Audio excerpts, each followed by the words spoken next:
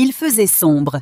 Les rues étaient décorées de guirlandes lumineuses, mais les fenêtres du café le plus proche étaient éclairées. L'espace devant l'établissement était vide de clients. La lumière des fenêtres laissait présager une atmosphère chaleureuse. 2 employés du café quittaient le travail. Ils ont salué le gérant avec le sourire. La brune aux yeux verts souhaitait bon voyage à Eunju et Inho. Elle-même, tenant un smartphone à la main, se tenait à la caisse. Puis le téléphone sonna. C'était le président Chung Yong-ge qui appelait. Notre héroïne se demandait déjà quel numéro il s'agissait. Et elle ne savait pas si elle devait répondre. Depuis plusieurs jours, la jeune fille souffrait constamment de vertiges à cause d'une légère fièvre. Elle tentait à nouveau de gérer les sensations désagréables qui l'envahissaient. Elle décida de terminer son travail au plus vite et de rentrer chez elle pour se reposer.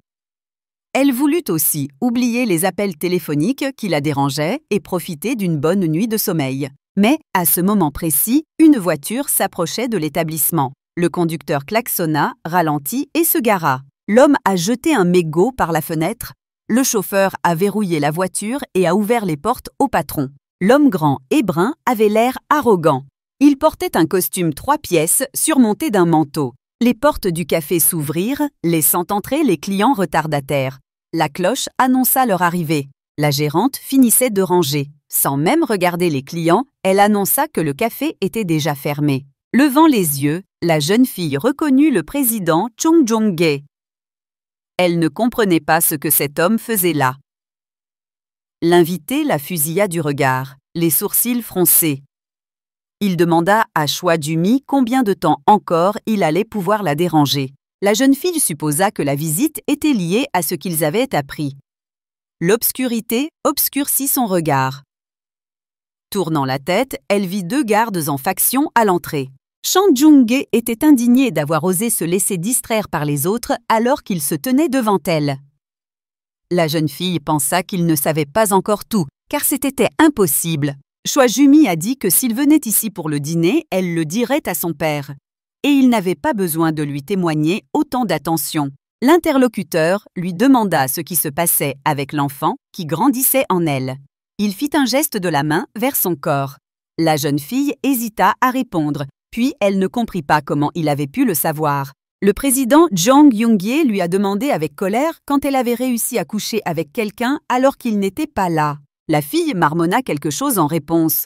Chon la pressa, lui demandant si c'était son enfant. Mais n'ayant reçu qu'un défi silencieux dans les yeux, il décida qu'elle n'allait pas répondre. Chang Yong-ge était impitoyable et cruel. Notre héroïne répondit négativement à sa question, assurant qu'elle ignorait totalement qui était le père. Après tout, depuis leur intimité, elle avait 2 partenaires. L'homme demanda si Ju-mi s'était amusée, et la fille lui demanda effrontément si elle pensait ne faire ça qu'avec lui. Jung assura que même si c'était elle, si c'était un mensonge, il pourrait se mettre très en colère. Son partenaire doutait qu'elle soit capable de changer de partenaire aussi rapidement. Ju-mi insista sur le fait qu'il se trompait. Mais de toute façon, cet enfant ne le concernait pas.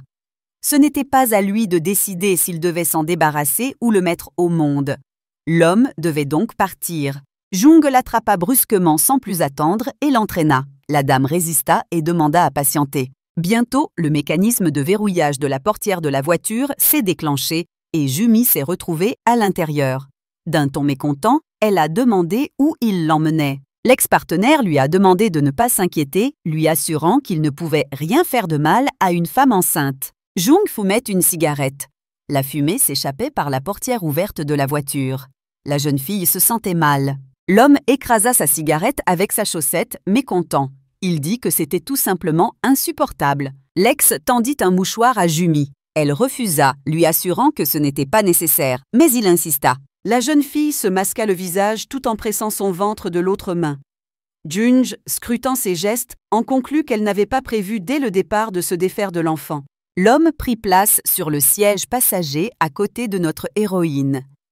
Elle lui demanda de ne pas s'inquiéter, assurant qu'elle ne demanderait pas à son partenaire de prendre en charge l'enfant, même si elle décidait d'accoucher. Jung l'appela par son nom. La jeune fille se détourna de lui. L'ex-mari demanda avec arrogance qui voulait l'épouser. Il a ordonné au chauffeur d'aller acheter de quoi manger sans danger pour les femmes enceintes. Il a ajouté que cela ne valait pas la peine de mourir de faim avant la naissance du bébé. L'assistant répondit brièvement qu'il comprenait tout. Il sortit et claqua la portière. Jumi continua d'insister sur le fait qu'elle n'avait besoin de rien. Son ex faisait tournoyer une cigarette dans ses mains. Posant sa main sur la tête de la fille, Young lui dit d'une voix autoritaire de dormir un peu, et puis il lui ferma les paupières d'une main. Notre héroïne se demanda comment tout cela avait pu finir ainsi. Le prix d'une nuit s'avéra trop élevé. À ce moment-là, la sueur coulait du corps de son partenaire sur Choi Du-mi. Ce dernier s'était montré impoli envers elle. Young ne s'attendait pas à une telle passion de la part d'une fille calme et modeste. Il semblait qu'ils étaient voués à se rencontrer de toute façon, comme s'ils étaient liés par un lien fatal et vicieux. Lorsqu'ils se retrouvèrent, il fut surpris que la jeune fille ne s'enfuit pas, bien qu'elle ait eu le temps de le faire. Young sembla que la dame voulait jouer avec le feu. Pour Jumi, sa rencontre semblait être à mi-chemin entre la coïncidence et l'inéluctabilité. Tout était possible. Il y a quelque temps, c'était une nuit claire et pleine de lune. Les lumières du gratte-ciel étaient allumées et une vie trépidante régnait à l'extérieur. La jeune fille se coupa un morceau de viande. Après un petit encas, elle but une gorgée de vin rouge. Jange s'assit devant elle. Notre héroïne se demanda pourquoi il était venu. Il était déjà 22 heures. Elle pensait déjà qu'il ne viendrait pas. Jumi était contrariée. Son partenaire avait 3 heures de retard. Mais il se comporta comme si de rien n'était. Elle trouvait plutôt étrange de dîner ensemble si tard. Et le simple fait qu'un homme soit assis devant elle était également assez inhabituel. Jung était le président et le successeur du Son, la plus grande organisation de gangsters de Corée. Et même ici, pour des affaires paisibles, il amenait ses hommes comme pour une bagarre. Il se déplaçait habituellement à l'entrée sans quitter le chef des yeux. Jumi prit une autre gorgée de vin. Elle pensa qu'il aurait mieux valu qu'il ne vienne pas du tout. Elle aurait alors pu se justifier auprès de son père d'avoir attendu en vain toute la soirée. La jeune fille a invité Young à boire du vin avec elle, lui assurant que la boisson était plutôt bonne. L'homme lui demanda, surpris, comment elle avait pu boire du vin dans une telle situation. Jumi le lui demanda à nouveau. Il répondit qu'il lui avait laissé suffisamment de temps pour s'échapper. La brune, avec une lueur maléfique dans les yeux, demanda si la dame voulait vraiment jouer avec le feu aussi. La jeune fille rappela au président Young qu'ils s'étaient rencontrés quelque temps auparavant. C'était alors au dîner. Il y a quelques jours, Jumi l'a rencontré à un dîner. Son père l'y avait invité. Et puis, la jeune fille a cru que ce n'était qu'un repas à la même table, rien de plus. Mais personne ne savait que cette rencontre se reproduirait dans une telle situation. Le père de notre héroïne était lui aussi impliqué dans la criminalité. Par conséquent, la jeune fille n'avait aucun espoir de mariage normal. Jumi a dit qu'elle ne pourrait jamais aller à l'encontre de la volonté de son père s'il le décidait. Il était plus facile de faire ce qu'il voulait, pour qu'il la laisse tranquille. Jong alluma une cigarette. Il conclut que la jeune fille voulait se marier pour que son père la laisse tranquille. La dame hésita et assura M. Young que ce n'était pas ce qu'elle voulait dire. Il fut surpris qu'on l'appelle par son nom alors qu'il ne s'était pas présenté. La jeune fille assura qu'elle comprenait parfaitement sa position. Et elle assura qu'elle-même avait l'intention d'annoncer à son père qu'elle avait été rejetée, ce qui, en somme, n'était pas un mensonge. La brune assura que tout n'était pas si simple. La dame s'est présentée sous le nom de Choi Jumi. Elle avait 28 ans, avait abandonné ses études après sa licence et était désormais propriétaire du café Boncha. La jeune fille se leva et annonça son intention de le quitter. Elle lui souhaita un bon dîner, mais la brune lui demanda pourquoi elle cédait. Jumi assura qu'ils ne se reverraient plus jamais de toute façon. Après tout, elle se trouvait plutôt ennuyeuse pour quelqu'un comme le président Young. Secouant les cendres de sa cigarette dans une assiette de homard, l'homme lui assura que ce n'était certainement pas à elle de décider s'ils se reverraient. La jeune fille fut un peu décontenancée, mais ayant repris son calme, elle lui assura qu'elle partirait quand même, et lui souhaita un bon moment. Mais le brun fit un signe de la main à ses gardes. L'un d'eux a prévenu le chef qu'une voiture attendait en bas. Le président Young a déclaré que cela suffisait. Il leur a ordonné de partir et de renvoyer les autres chez eux. Et il aboya vers Jumi, la figeant sur place. Elle était un peu désorientée.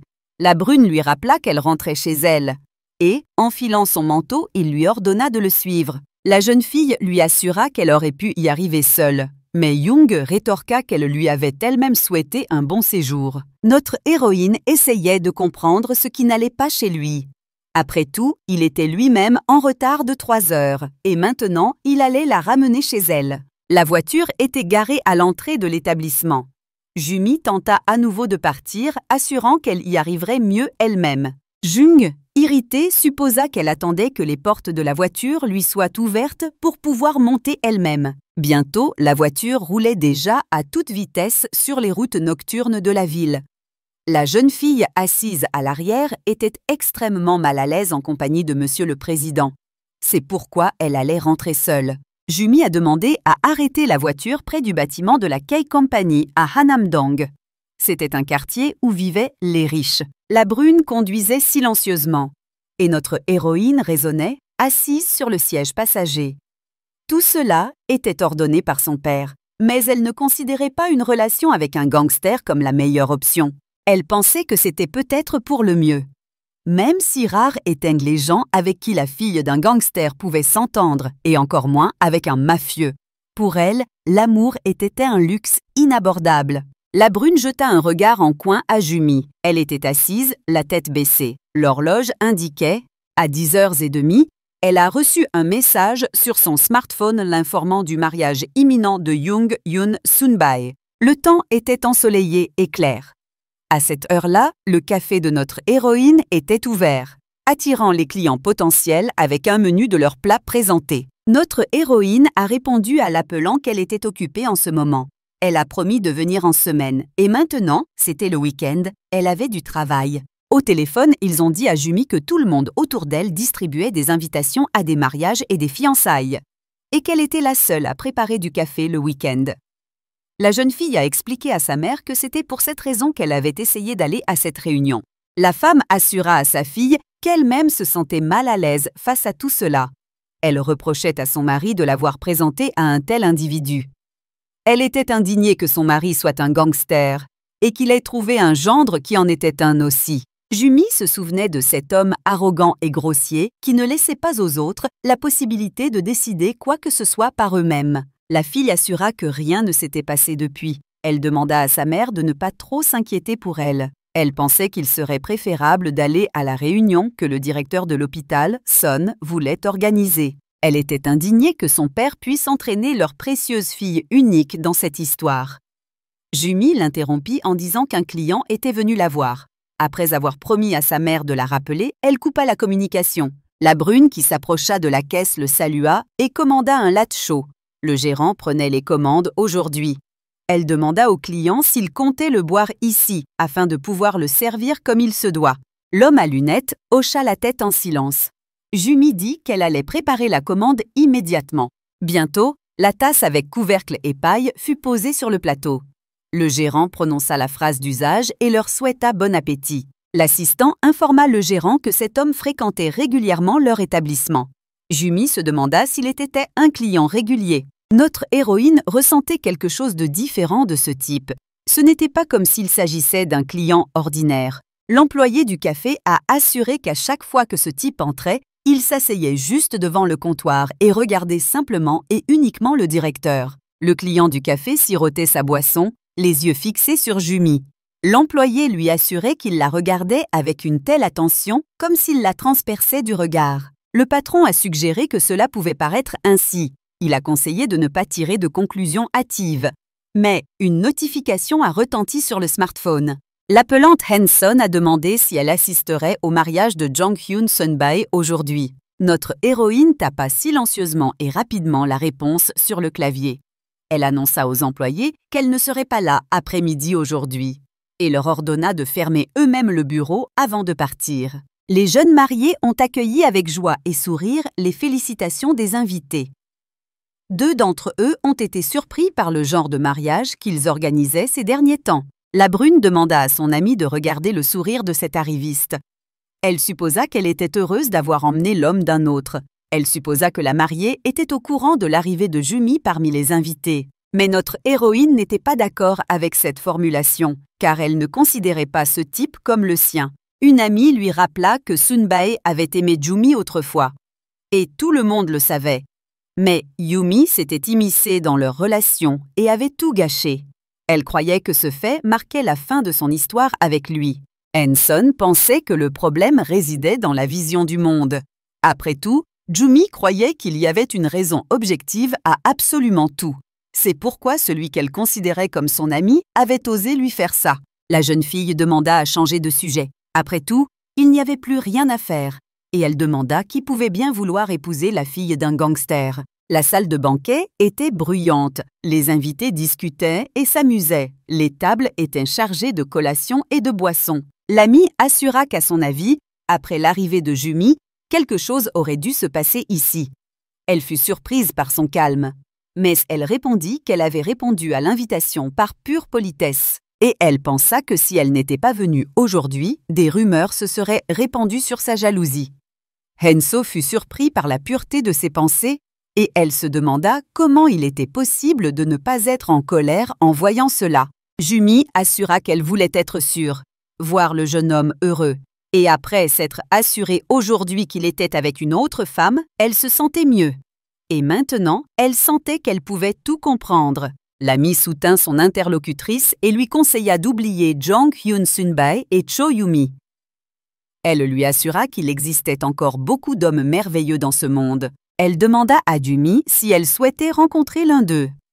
Henson lui demanda comment s'était passée la dernière rencontre, mais la brune assura qu'elle n'y était allée que pour son père. L'amie a suggéré d'arrêter les conversations ennuyeuses et de commencer à boire. Elle a ordonné à Jumi de ne même pas penser à se préparer pour rentrer plus tôt aujourd'hui. Elle commanda un autre martini au barman. Mais, tournant la tête dans sa direction, elle aperçut du coin de l'œil le même homme qui était venu au café. La brune, remarquant qu'il le regardait, se détourna aussitôt. Henson remarqua la confusion de son amie et lui demanda ce qui l'inquiétait tant, supposant qu'elle avait vu quelqu'un qu'elle connaissait. Jumi a insisté sur le fait qu'elle avait tout imaginé. Elle a suggéré qu'elle était devenue trop sensible à cause de ce mariage et que c'était pour cela qu'elle avait imaginé des choses. L'amie a dit que son petit ami l'avait appelée subitement et qu'elle avait donc dû partir d'urgence. Elle lui a dit au revoir et à la prochaine fois. Jumi lui a assuré qu'elle était déjà assez fatiguée et qu'elle s'apprêtait à partir. Notre héroïne, légèrement ivre, marchait seule dans la rue, les jambes encore emmêlées. On entendait le claquement de ses talons. Et, au loin, en basket, la suivait le même type qui était venu au café le matin même, puis à la soirée. À un moment donné, notre héroïne a vu quelque chose et elle s'est retournée brusquement. Mais malgré tous ses efforts, elle ne vit personne dans la rue déserte. Le silence de la nuit n'était troublé par rien. Avalant la boule dans sa gorge à cause de la nervosité, Jumi se dit de manière rassurante qu'elle avait dû l'imaginer. Depuis quelque temps, elle sentait un regard désagréable dans son dos. Cela lui était déjà arrivé. Alors qu'elle étudiait à l'université, un homme qui luttait contre son père pour le pouvoir avait ordonné de la menacer. Et maintenant, Jumi ne pouvait plus se défaire de la sensation d'être observée comme la fois précédente. Puis, Jung Hyun Sunbae était tout près. S'arrêtant près d'une des voitures sous la maison, notre héroïne se figea. Elle décida de vérifier si elle l'imaginait ou si elle était suivie. Jumi concentra son regard sur le rétroviseur de la voiture. Et elle vit le même jeune homme portant des lunettes et un sweat à capuche vert sous sa veste. L'obscurité enveloppa complètement la jeune fille. Elle se mit à trembler légèrement. Puis quelqu'un l'appela par son nom, ce qui, par son imprévisibilité, la fit frissonner. Maman a pris Jumi par l'épaule et lui a demandé pourquoi sa fille avait si peur. La femme l'a réprimandée parce qu'elle ne répondait pas à ses appels et lui a demandé ce qu'elle faisait pour rentrer si tard à la maison. Jumi demanda à sa mère où elle était venue et pourquoi elle avait quitté la maison à une heure aussi tardive. Elle répondit qu'elle voulait parler, que c'était le but de sa visite. La mère demanda si la fille avait bu. Elle répondit par l'affirmative, ajoutant seulement un peu. On lui suggéra de rentrer car il commençait à faire froid dehors vers la nuit et le vent était glacial. Bientôt du thé ambré fut versé pour deux dans des tasses en porcelaine sur la table du salon. Maman prit une gorgée de tonic chaud et demanda à Jumi comment ça s'était passé. La fille lui demanda de quoi elle parlait. La question portait sur un rendez-vous. La jeune fille demanda combien de fois elle devait se répéter. Elle assura qu'ils avaient juste discuté et s'étaient séparés. La mère était ravie de ce qu'elle entendait. Elle assura qu'elle avait organisé un rendez-vous pour le week-end et elle dit à Jumi d'y aller sans faute. La jeune fille demanda avec qui exactement. C'était le fils aîné du directeur de l'hôpital Henson. Et si cette femme avait su que son mari ferait cela, elle aurait pris rendez-vous encore plus tôt. Notre héroïne était indignée. Mais la mère s'opposait à ce que Jumi ait un mari comme celui-là en plus de son père. Elle assurait qu'elle souhaitait une vie tranquille. Elle jugeait inutile de sacrifier sa fille unique pour des raisons professionnelles. Mais elle assurait qu'elle ne souhaitait pas en parler. Jumi a demandé à sa mère ce que le directeur de l'hôpital lui-même pensait d'une telle relation. Fronçant les sourcils comme sous l'effet d'un mal de tête, notre héroïne demanda ce qu'ils feraient une fois qu'ils auraient tout raconté à leur père. Sa mère suggéra de ne rien lui dire pendant un certain temps. Elle pensait que tout pouvait arriver. Et soudain, une relation naîtrait. Elle pourrait alors poser un ultimatum à son père. Sa mère, de son côté, promit de lui dire du bien. De Santis. Jumi dit qu'elle était fatiguée et qu'elle voulait se reposer. Son invité se rendit compte qu'il était déjà tard en regardant sa montre. Après s'être promis de se téléphoner, ils se dirent au revoir. Notre héroïne était bientôt déjà au lit. Elle ne comprenait pas pourquoi cette journée lui paraissait interminable. Un vent fort soufflait par la fenêtre. La jeune fille eut l'étrange pressentiment que l'hiver à venir serait particulièrement long et froid. Un soir de week-end, notre héroïne se trouvait à nouveau dans le bâtiment où avait eu lieu son dernier rendez-vous à l'aveugle. En traversant le couloir du premier étage, elle se demanda pourquoi la réunion était prévue dans cet hôtel en particulier. Cela ressemblait à une sorte d'obsession, de déjà-vu. Le sentiment que tout allait mal dès le début ne me laissait aucun répit. La fille m'a rassurée. Ce ne serait qu'un dîner et tout serait terminé. Une carte de visite fut tendue à Jumi. Lee Tae-joo afficha un large sourire en se présentant. C'était un grand jeune homme aux yeux marrons, à l'expression enfantine. Ses accessoires aux couleurs vives soulignaient sa simplicité. Lee demanda à son interlocuteur s'il avait bien compris qu'il s'agissait de Choi Jumi. Il lui assura qu'il la connaissait un peu par sa mère. La jeune fille confirma distraitement son identité et répondit poliment à sa salutation. L'interlocuteur, sans cesser de sourire, demanda si la jeune fille était bien arrivée. Elle conclut qu'il s'agissait d'une personne ordinaire, venue ici avec un objectif précis. Sa mère souhaitait se lier d'amitié avec le directeur de l'hôpital, qui, à son tour, convoitait le pouvoir à Uson. La réunion d'aujourd'hui n'était donc pas très différente de la précédente. Lee se dit surpris. Il dit avoir entendu parler de la beauté de Jumi. Mais il ne l'aurait pas imaginée aussi belle.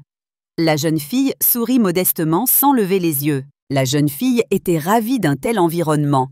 Elle était plongée dans ses pensées. Son interlocuteur interpréta mal son silence et commença à lui assurer que ses paroles n'étaient pas simplement de la politesse. Et Jumi continuait à comparer les hommes.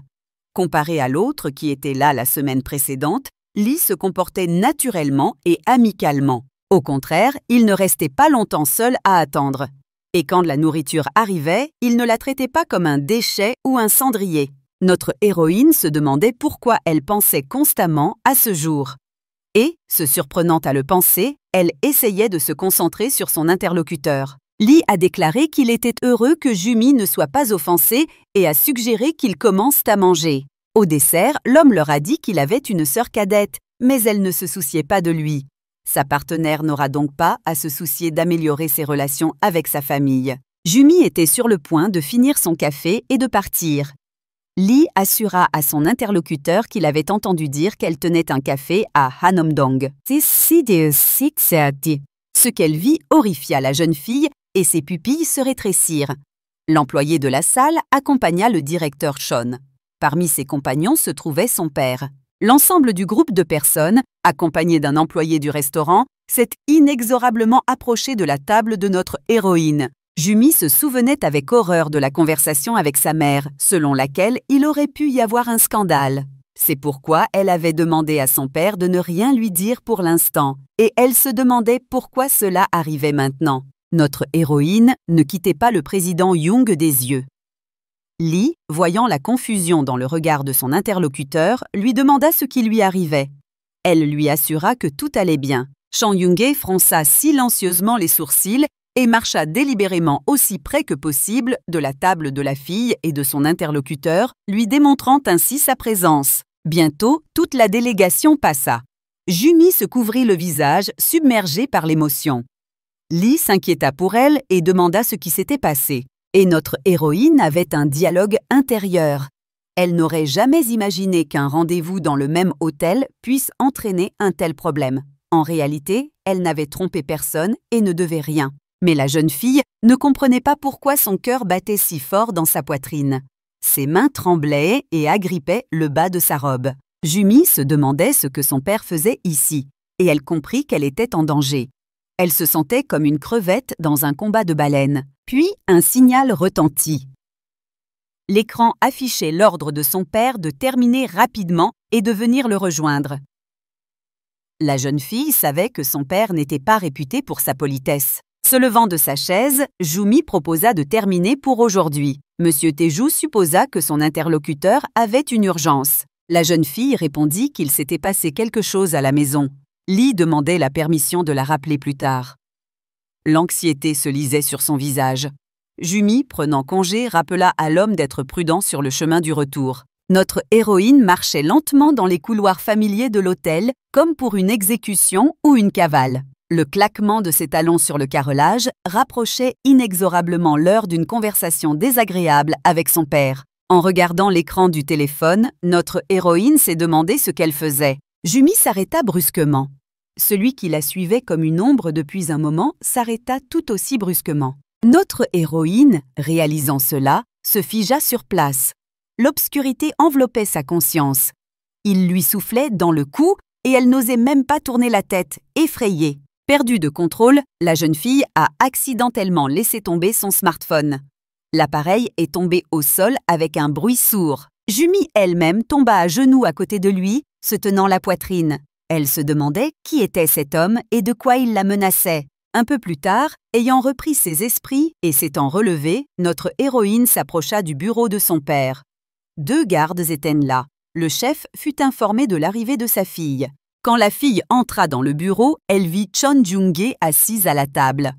Papa invita Jumi à s'asseoir. Elle était convaincue que c'était le même homme. Le père supposa que Jumi dînait avec une amie. Il lui annonça qu'il avait commandé son vin préféré. La jeune fille ne parvenait pas à se calmer en pensant qu'un client régulier, celui qu'elle avait rencontré au restaurant et tout à l'heure à l'hôtel, était la même personne. Et elle supposait qu'elle était victime de harcèlement. Il serait difficile de condamner une telle personne. Même avec 1000 preuves, la sanction serait minime. Quand Hye-sung en a parlé, notre héroïne n'a pas été trop inquiète. Elle a même pensé qu'il s'agissait d'une coïncidence. La jeune fille a pensé qu'elle exagérait, car elle avait déjà vécu une situation similaire. Elle se souvenait comment son père la grondait et lui disait de faire ce qu'il disait.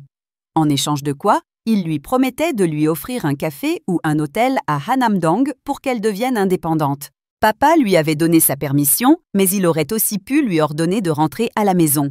Cet inconnu ne la suivait que depuis quelques jours, et Jumi n'était plus dans son élément. Elle avait besoin d'en être sûre, mais notre héroïne grimaça, n'entendant pas la question, perdue dans ses pensées. Monsieur Chon supposa qu'elle était en bons termes avec son amie. La jeune fille confirma qu'ils s'entendaient bien. Le père était en colère contre sa fille. Jumi répondit calmement qu'ils étaient juste venus dîner. Elle était loin de se douter qu'elle rencontrerait quelqu'un de sa connaissance ici. Se tournant vers le président, elle lui demanda comment il allait. Elle lui assura qu'elle le recontacterait plus tard. L'homme porta un verre de whisky à ses lèvres et sourit. Jumi aimait ses fossettes. D'habitude, il ne souriait pas, mais levait légèrement les coins de ses lèvres. C'est pourquoi il était impossible de voir les fossettes sur un visage aussi froid auparavant. Pourtant, Chon avait vraiment tout. Monsieur le Président a supposé que la jeune fille avait déjà bu avec une amie et qu'elle avait assez bu pour aujourd'hui, mais la jeune fille lui a tendu un verre et l'a remercié pour le vin. Jung demanda à nouveau à Jumi si elle était contente de revoir le jeune homme. Il remarqua qu'elle avait eu quelques rencontres intéressantes. Le père, serrant sa fille dans ses bras, lui dit qu'elle était très timide, habituellement très calme et taciturne. Le président éteignit sa cigarette et répondit qu'il n'était pas d'accord. Il ne considérait pas la jeune fille comme timide. Il se leva brusquement, prêt à partir. Papa a demandé à Jumi de se lever vite, car les invités partaient. Plus tard, ils sont tous sortis ensemble. La fille se sentait très mal à l'aise. Elle dit à son père qu'elle passerait la première. Mais il se mit en colère et dit qu'il avait quelque chose à lui dire. Les gens qui accompagnaient les invités leur souhaitèrent un bon voyage. La jeune fille était très en colère contre sa mère qui l'avait écoutée et était venue à la réunion en secret. Monsieur Chan ouvrit la fenêtre de la voiture et proposa à Jumi de la prendre en stop. Il lui assura qu'il suivait le même itinéraire. La jeune fille fut à la fois surprise et heureuse. Mais le jeune homme ajouta que le directeur Choi était là et que, apparemment, ce n'était pas nécessaire. La voiture démarra brusquement et s'éloigna. Mais la jeune fille demanda à s'arrêter. Elle répondit que, comme c'était en route, elle demandait à la déposer là où elle était allée la dernière fois. Les regards des deux jeunes hommes se croisèrent. La jeune fille monta aussitôt dans la voiture. Elle remercia l'homme de l'avoir déposée. Mais il objecta que c'était un merci bien mesquin. Jumi se demanda pourquoi il avait décidé de l'aider. Il n'arrivait pas à s'enivrer avec quelques verres de whisky. Ils se regardèrent en silence. La jeune fille trouva son regard ferme, empli d'émotion. Elle fut très curieuse de comprendre pourquoi, et elle décida de lui poser la question à voix haute. Le président fut surpris et répondit qu'il l'ignorait lui-même. Jumi comprit que l'homme avait immédiatement compris qu'elle avait un rendez-vous galant et qu'elle le faisait en cachette de son père, et même si c'était sans enthousiasme. Peut-être n'était-ce qu'une supposition. Après tout, cet homme indifférent n'avait aucune raison de l'aider. Lors de la première rencontre, il nous a fait attendre 3 heures. Après, il a fait semblant d'être content et nous a mis dans une situation délicate. Mais cette fois, il s'est comporté avec tant de noblesse. Notre héroïne a demandé à arrêter la voiture. Elle préférait rentrer chez elle et se coucher. Mais M. Young lui a dit que la jupe était sous son pied. La fille le sortit d'un geste timide. Elle se demanda pourquoi il était coincé. Jumi est sortie de la voiture, les a remerciés pour le trajet, leur a dit au revoir et leur a rappelé d'être prudents sur la route. En approchant de la maison, elle composa le code de la porte d'entrée. En montant les escaliers, la jeune fille se sentit très nerveuse. Le simple fait d'être près de cet homme la faisait trembler. Elle réfléchissait à ce qu'elle allait dire à son père. Perdant soudain le contrôle d'elle-même, elle laissa tomber son téléphone sur les marches. L'appareil roula. Jumi regarda quelque chose par terre. Elle était contrariée que tout se passe mal pour elle ce jour-là. Mais en entendant un bruissement, la fille se figea. Elle comprit que quelqu'un était en haut. Elle ne savait que faire. Courir ou appeler la police. Et le téléphone, dont l'écran était fissuré, vibra en bas. Notre héroïne commença alors à réfléchir fébrilement à ce qu'elle allait faire. Elle pouvait rentrer chez ses parents. Mais d'abord, il lui fallait répondre au téléphone. Après avoir décroché, elle décida de quitter l'immeuble. Jumi descendit précipitamment les marches et se pencha pour attraper le téléphone. Après avoir ouvert les portes d'entrée, la jeune fille s'est précipitée pour sauter et être vue. Elle a crié à l'aide. La voiture du réalisateur était toujours à l'arrêt, phare allumé. Notre héroïne s'est précipitée pour y aller. La jeune fille frappa furieusement à la vitre latérale de la voiture. Elle supplia le président de la lui ouvrir. La serrure de la porte claqua. Young leva un regard froid vers la fille, morte de peur. Jumi a insisté sur le fait qu'il y avait quelqu'un dans l'entrée. Elle a assuré qu'elle était sous surveillance depuis plusieurs jours. En gémissant et en pleurant, la jeune fille raconta qu'elle avait croisé ce type récemment à l'hôtel, et même plus tôt au bar. Elle attrapa Young par les revers et les serra avec émotion. Et elle raconta, presque en bégayant, que tandis qu'elle rentrait chez elle, quelqu'un avait bruissé dans l'escalier. Le réalisateur en avait assez de son hystérie. Il comprenait le problème et cela lui suffisait. Il saisit les mains de Jumi et les arracha de ses vêtements. Jung prit fermement la brune par la main et l'entraîna. La jeune fille lui demanda où ils allaient.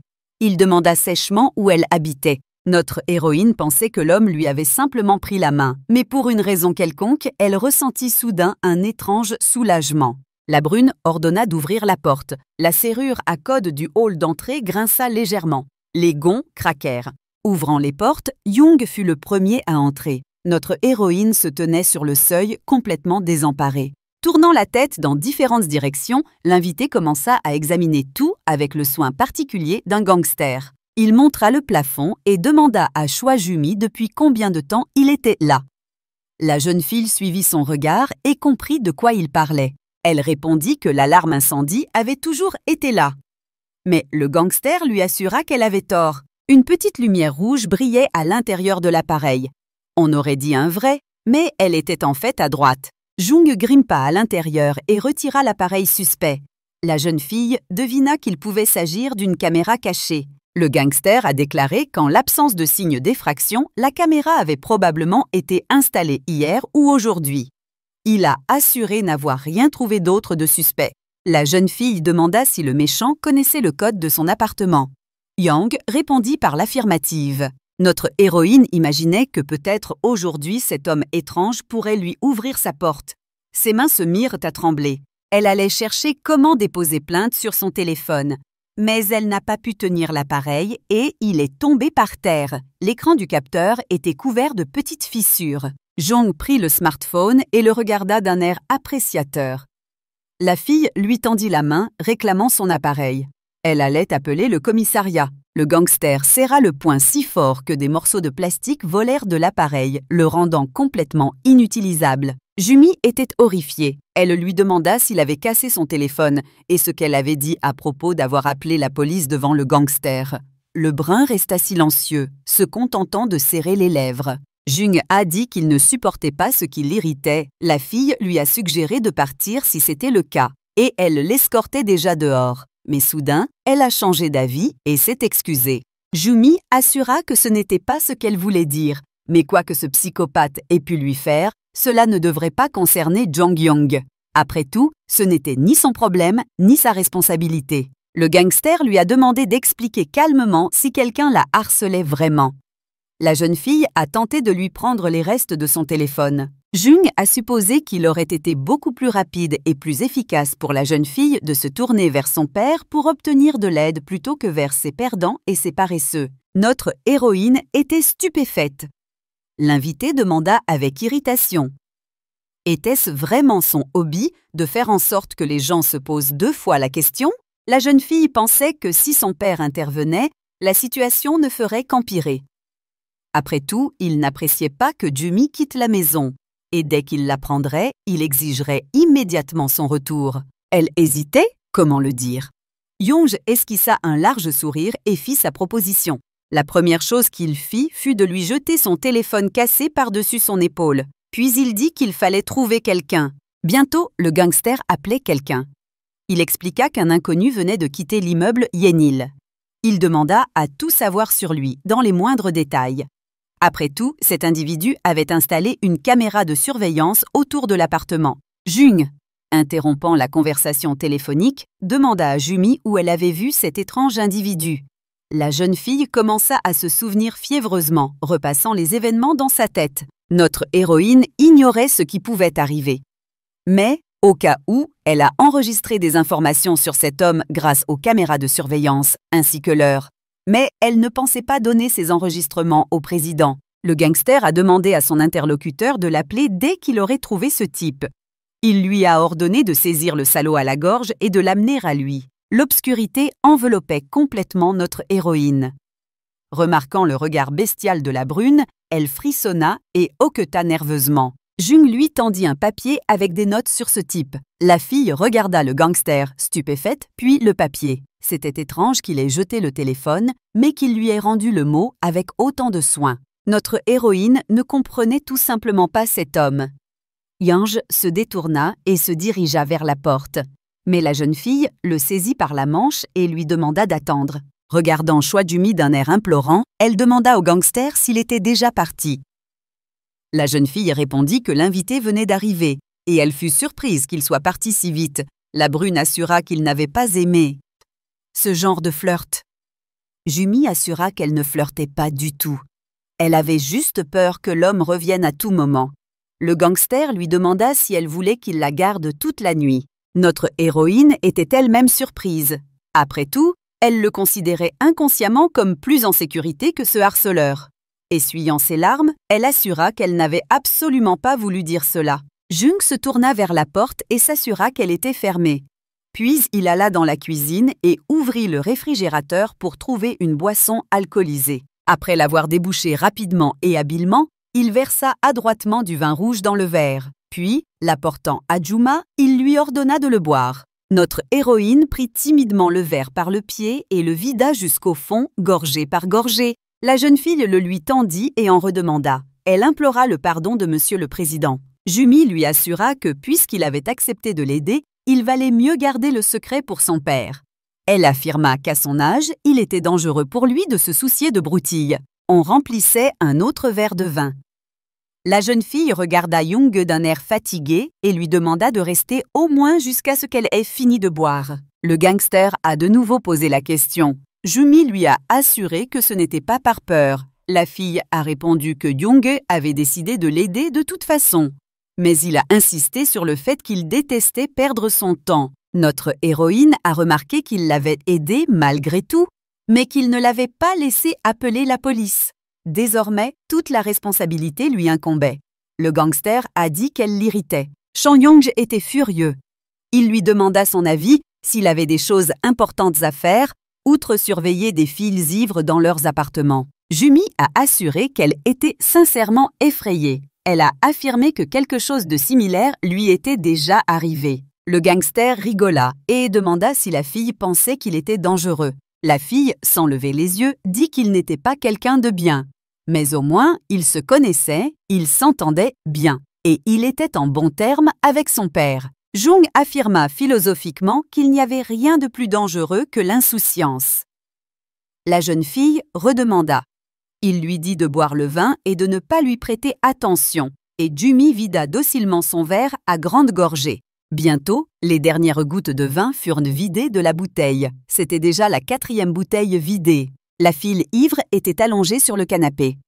Elle remuait à peine la langue, tandis qu'elle essayait de régler les choses avec Chon Young-hae. Jumi a demandé si tout était permis à la présidente. Et si oui, elle était aussi la présidente de son café. La brune tenta de raisonner Choi Jumi et au moins de l'aider à se redresser. Mais elle résista et lui dit de ne pas lui faire de mal. La femme aux cheveux sombres souleva la jeune fille afin qu'elle puisse voir son visage, puis entama la procédure pour la ramener à elle. Elle lui ordonna de se reprendre immédiatement. En fait, la jeune fille regrettait au fond d'elle-même d'être allée au mariage de son ex. Et maintenant, elle pensait qu'elle n'aurait pas dû y aller. Elle a dit le contraire à son amie. Mais ça ne voulait pas dire que ça ne faisait pas mal du tout. Jumi pensait avoir mal vécu. Elle avait déjà 28 ans. Avec le recul, elle réalisait qu'elle n'avait jamais fait les choses à sa manière. La jeune fille ne pouvait même pas choisir l'amour. Pourtant, il était accessible à tous. Et maintenant, ce ne serait pas comme elle le souhaitait. La brune lui demanda de ne rien faire qu'ils pourraient tous deux regretter plus tard. Jumi tituba et dit que tout ce qu'elle avait fait de sa vie, c'était s'apitoyer sur son sort. Maintenant, elle ne le ferait plus. Le gangster retint la fille pour l'empêcher de tomber. Notre héroïne, se sentant en sécurité, se serra contre sa poitrine. Bientôt, elle entendit son cœur battre. Et elle fut surprise que cet homme en ait un aussi. La brune repoussa Choi Jumi. Elle lui demanda pourquoi il avait une poitrine aussi généreuse. Se retenant, l'invité lui demanda de reprendre ses esprits au plus vite. Le téléphone sonna. Le directeur appuya sur le bouton et porta le téléphone à son oreille pour répondre.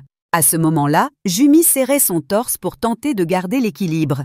L'homme expliqua à son interlocuteur qu'il était occupé. La jeune fille regarda Jung. Son visage était comme d'habitude, mais il semblait étonnamment détendu, et il continua à répondre brièvement aux questions. Notre héroïne supposait que son invité était ivre lui aussi.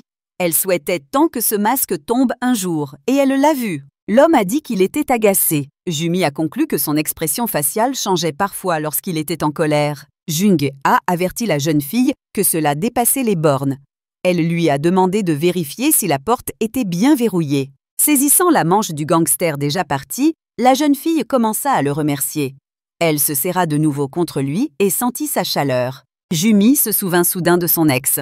Sunbae avait les mêmes joues chaleureuses. Notre héroïne a décidé que c'était la chaleur qu'elle attendait depuis si longtemps. Plus personne ne lui prendrait ce qui lui appartenait. La jeune fille ne voulait pas que son père ou quiconque influence sa vie.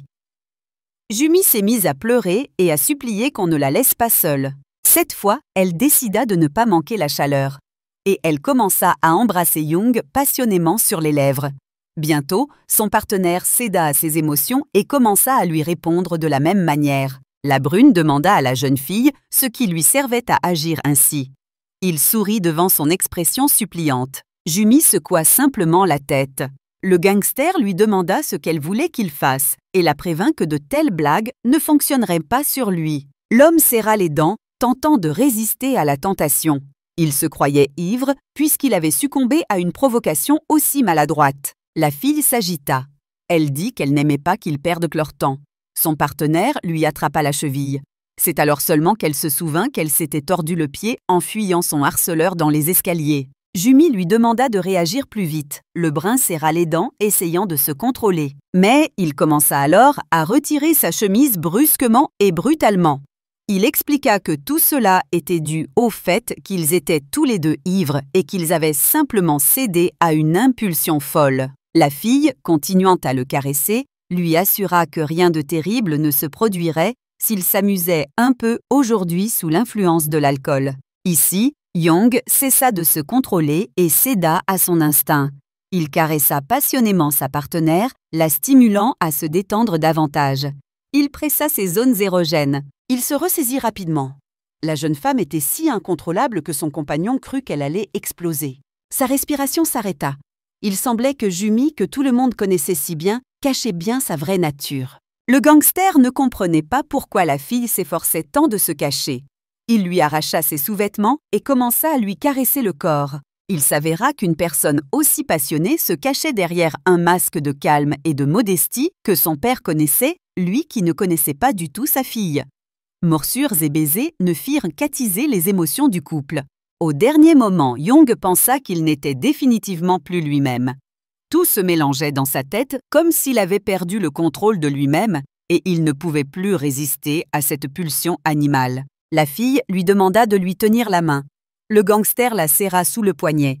Il se dit qu'il ne pouvait plus franchir la ligne et il s'interdit d'éprouver des émotions. Jung supposait que cela pouvait être de la pitié ou de la compassion.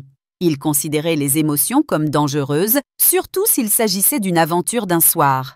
Mais il ne comprenait pas pourquoi son cœur battait si fort. Il était plus d'1h30 du matin. Tout s'est produit comme une folie, spontanément et brutalement. Jumi était épuisée, sa vision était trouble et elle nageait. Mais le gangster disait qu'il était encore plein de force. Il retourna sa partenaire, changeant de position. Les orgasmes se succédaient. Et ce n'était pas fini.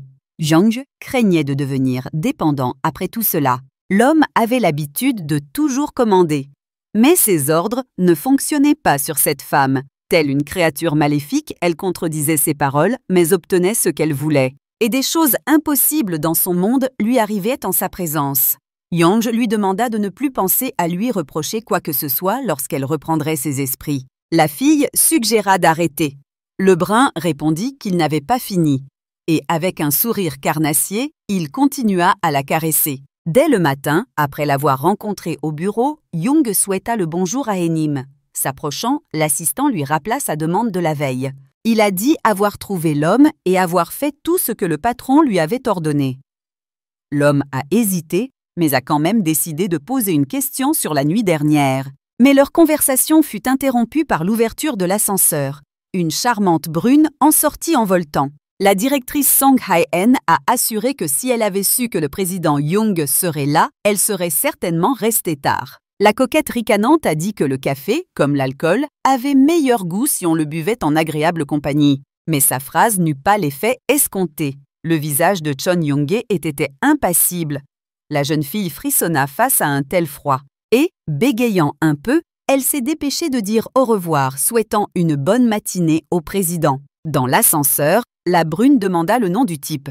Leur visage était sombre mais réservé. Le président fut informé de la visite du président Chung Jung. Apercevant son collègue, l'homme l'invita à entrer et à s'asseoir. Il buvait son thé du matin. La brune s'assit sur le canapé à côté de lui. Elle lui dit qu'ils se voyaient souvent ces derniers temps, malgré leur emploi du temps chargé. Il y avait une photo de famille encadrée sur la table. Le président a dit que sa femme venait de partir. Il a supposé que Young avait pu la croiser. L'homme aux cheveux gris a demandé au jeune homme son avis sur la fille du directeur Choi, et il dit en souriant qu'il avait tout arrangé. Mais la conversation tournait toujours autour de la future épouse.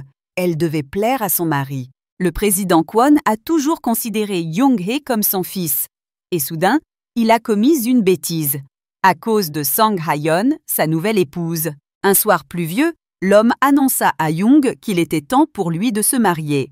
Et il se reprocha de ne pas y avoir prêté attention aussi longtemps. Après tout, celui qui l'attendait à la maison aurait déjà dû arriver. Young alluma sa cigarette. L'aîné lui assura que c'était pour cette raison qu'il avait organisé ce rendez-vous.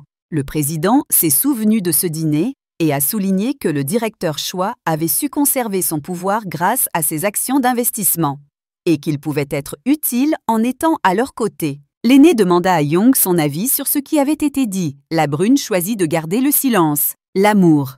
Des sentiments qui se dispersent comme la poussière. Il n'aurait jamais imaginé qu'il y aurait une telle variable cachée dans tout cela. Young pensait que mélanger les âmes, et non les corps, était bien plus dangereux qu'il ne l'avait imaginé. C'était à tel point que même le président, sans cœur, s'est affaissé. Et ce petit détail a profondément transformé l'homme qu'il considérait comme tout-puissant et inflexible. La secrétaire a demandé aux messieurs s'ils voulaient une autre tasse de café. Le patron a dit que c'était une excellente idée. Il en offrit aussi à Young et lui assura que sa femme lui avait donné ses grains de café. Leur arôme était incroyable, à son avis. Le brun a dit avoir récemment reçu un appel du Japon. On voulait qu'il prenne en charge la réalisation du projet PF.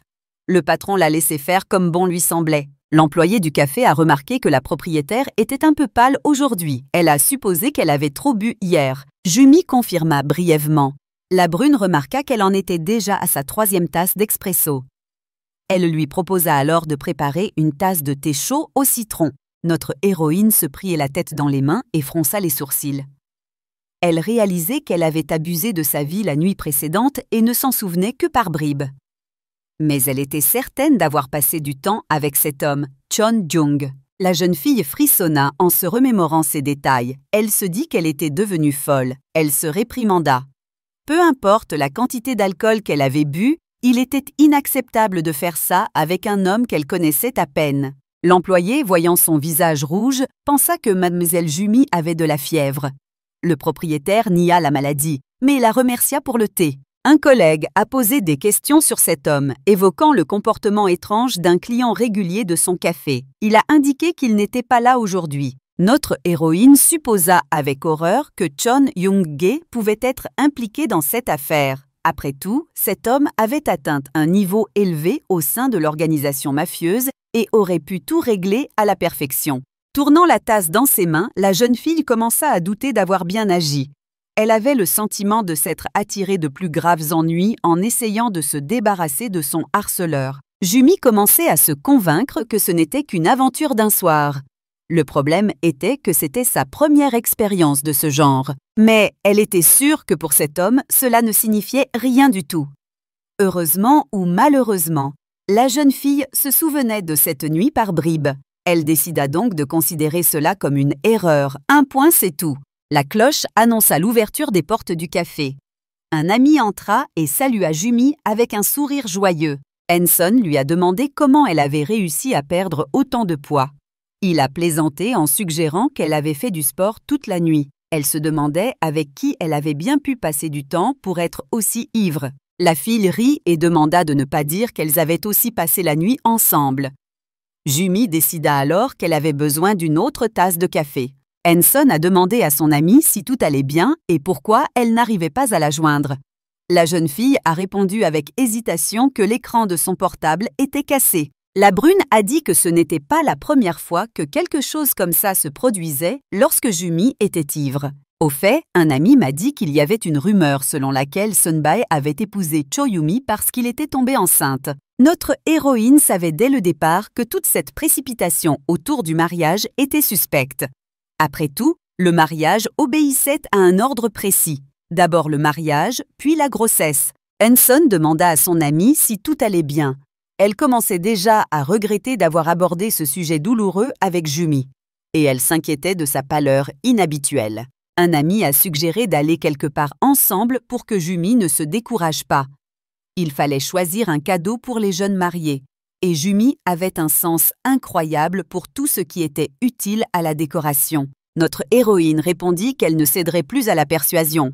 Mais Henson ne recula pas et demanda de ne pas être aussi têtue. Après avoir dit à la cliente qu'elle pouvait commencer à utiliser l'appareil mobile immédiatement, Jumi a pris le nouveau téléphone dans ses mains et a remercié le vendeur. Henson vit son amie et lui demanda si elle avait déjà changé de téléphone. Elle confirma et ajouta que c'était plus rapide que prévu. La brune proposa de dîner et promit de payer. Mais Jumi refusa. Elle dit qu'il valait mieux qu'elle rentre chez elle. 5 tasses de café commençaient à lui faire mal. Son amie comprit tout et regretta déjà de l'avoir fait sortir, car elle se sentait mal. La brune demanda à son amie de ne pas s'excuser. Après tout, grâce à elle, elle avait réussi à se détendre un peu. Et elle lui demanda si elle avait quelqu'un avec qui passer la soirée. La jeune fille, rougissante, confirma et le remercia pour le temps passé. Après lui avoir dit au revoir, Henson appelait déjà le garçon. Notre héroïne remarqua que les yeux de son amie brillaient de bonheur. Elle supposa que c'était à cause du mariage imminent. Ce qui était surprenant, c'est que Jumi ne voulait plus rentrer chez elle. Elle regardait l'écran du téléphone qu'elle tenait dans ses mains. Elle trouva le numéro du président Chung Young-ge.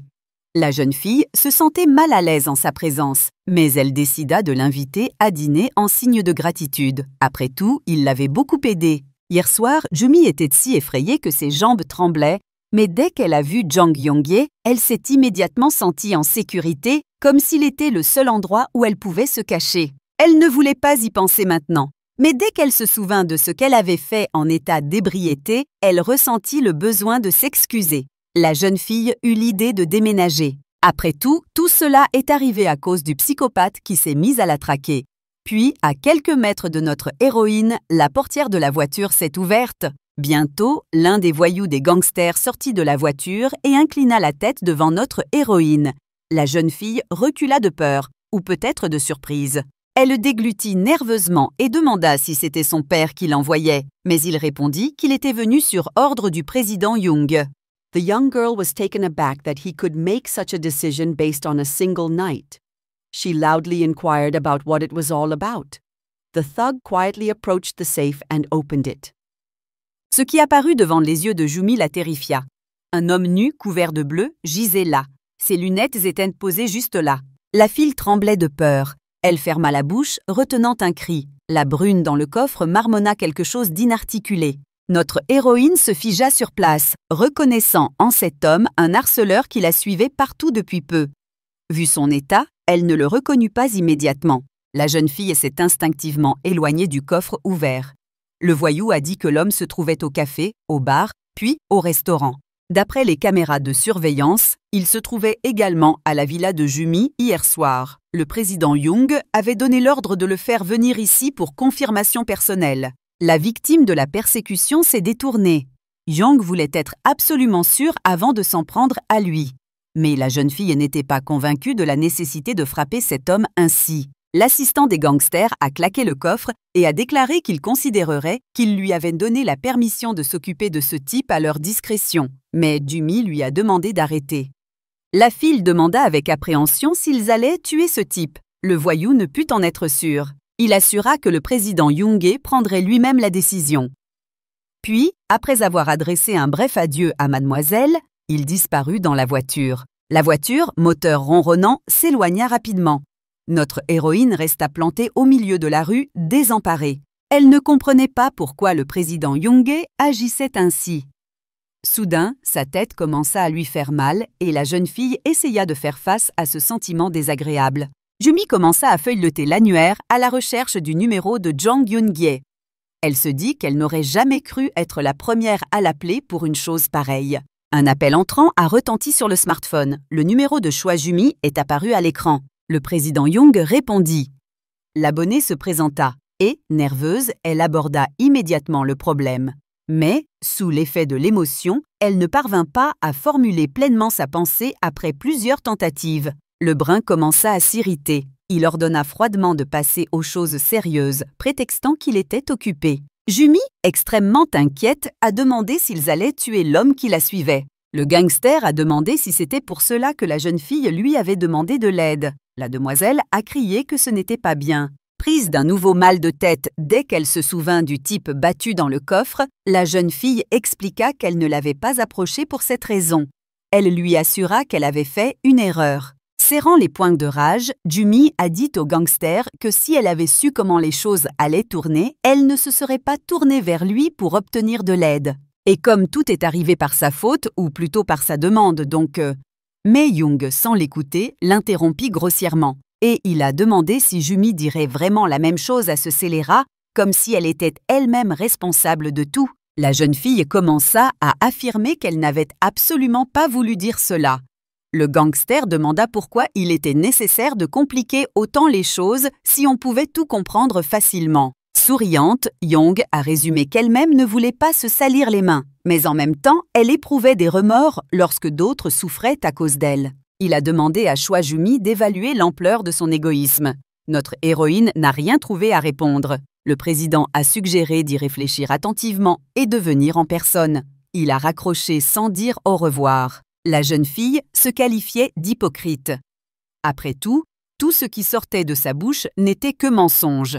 Et Choi Jumi se considérait comme une lâche. Le ciel était déjà généreusement parsemé d'étoiles lorsque notre héroïne rentra chez elle. Après avoir saisi le code, la serrure s'ouvrit automatiquement, émettant un son caractéristique.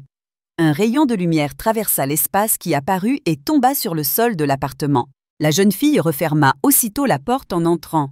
Elle baissa la tête et s'assit par terre, juste sur le seuil. Elle ne voulait pas que les choses se passent ainsi.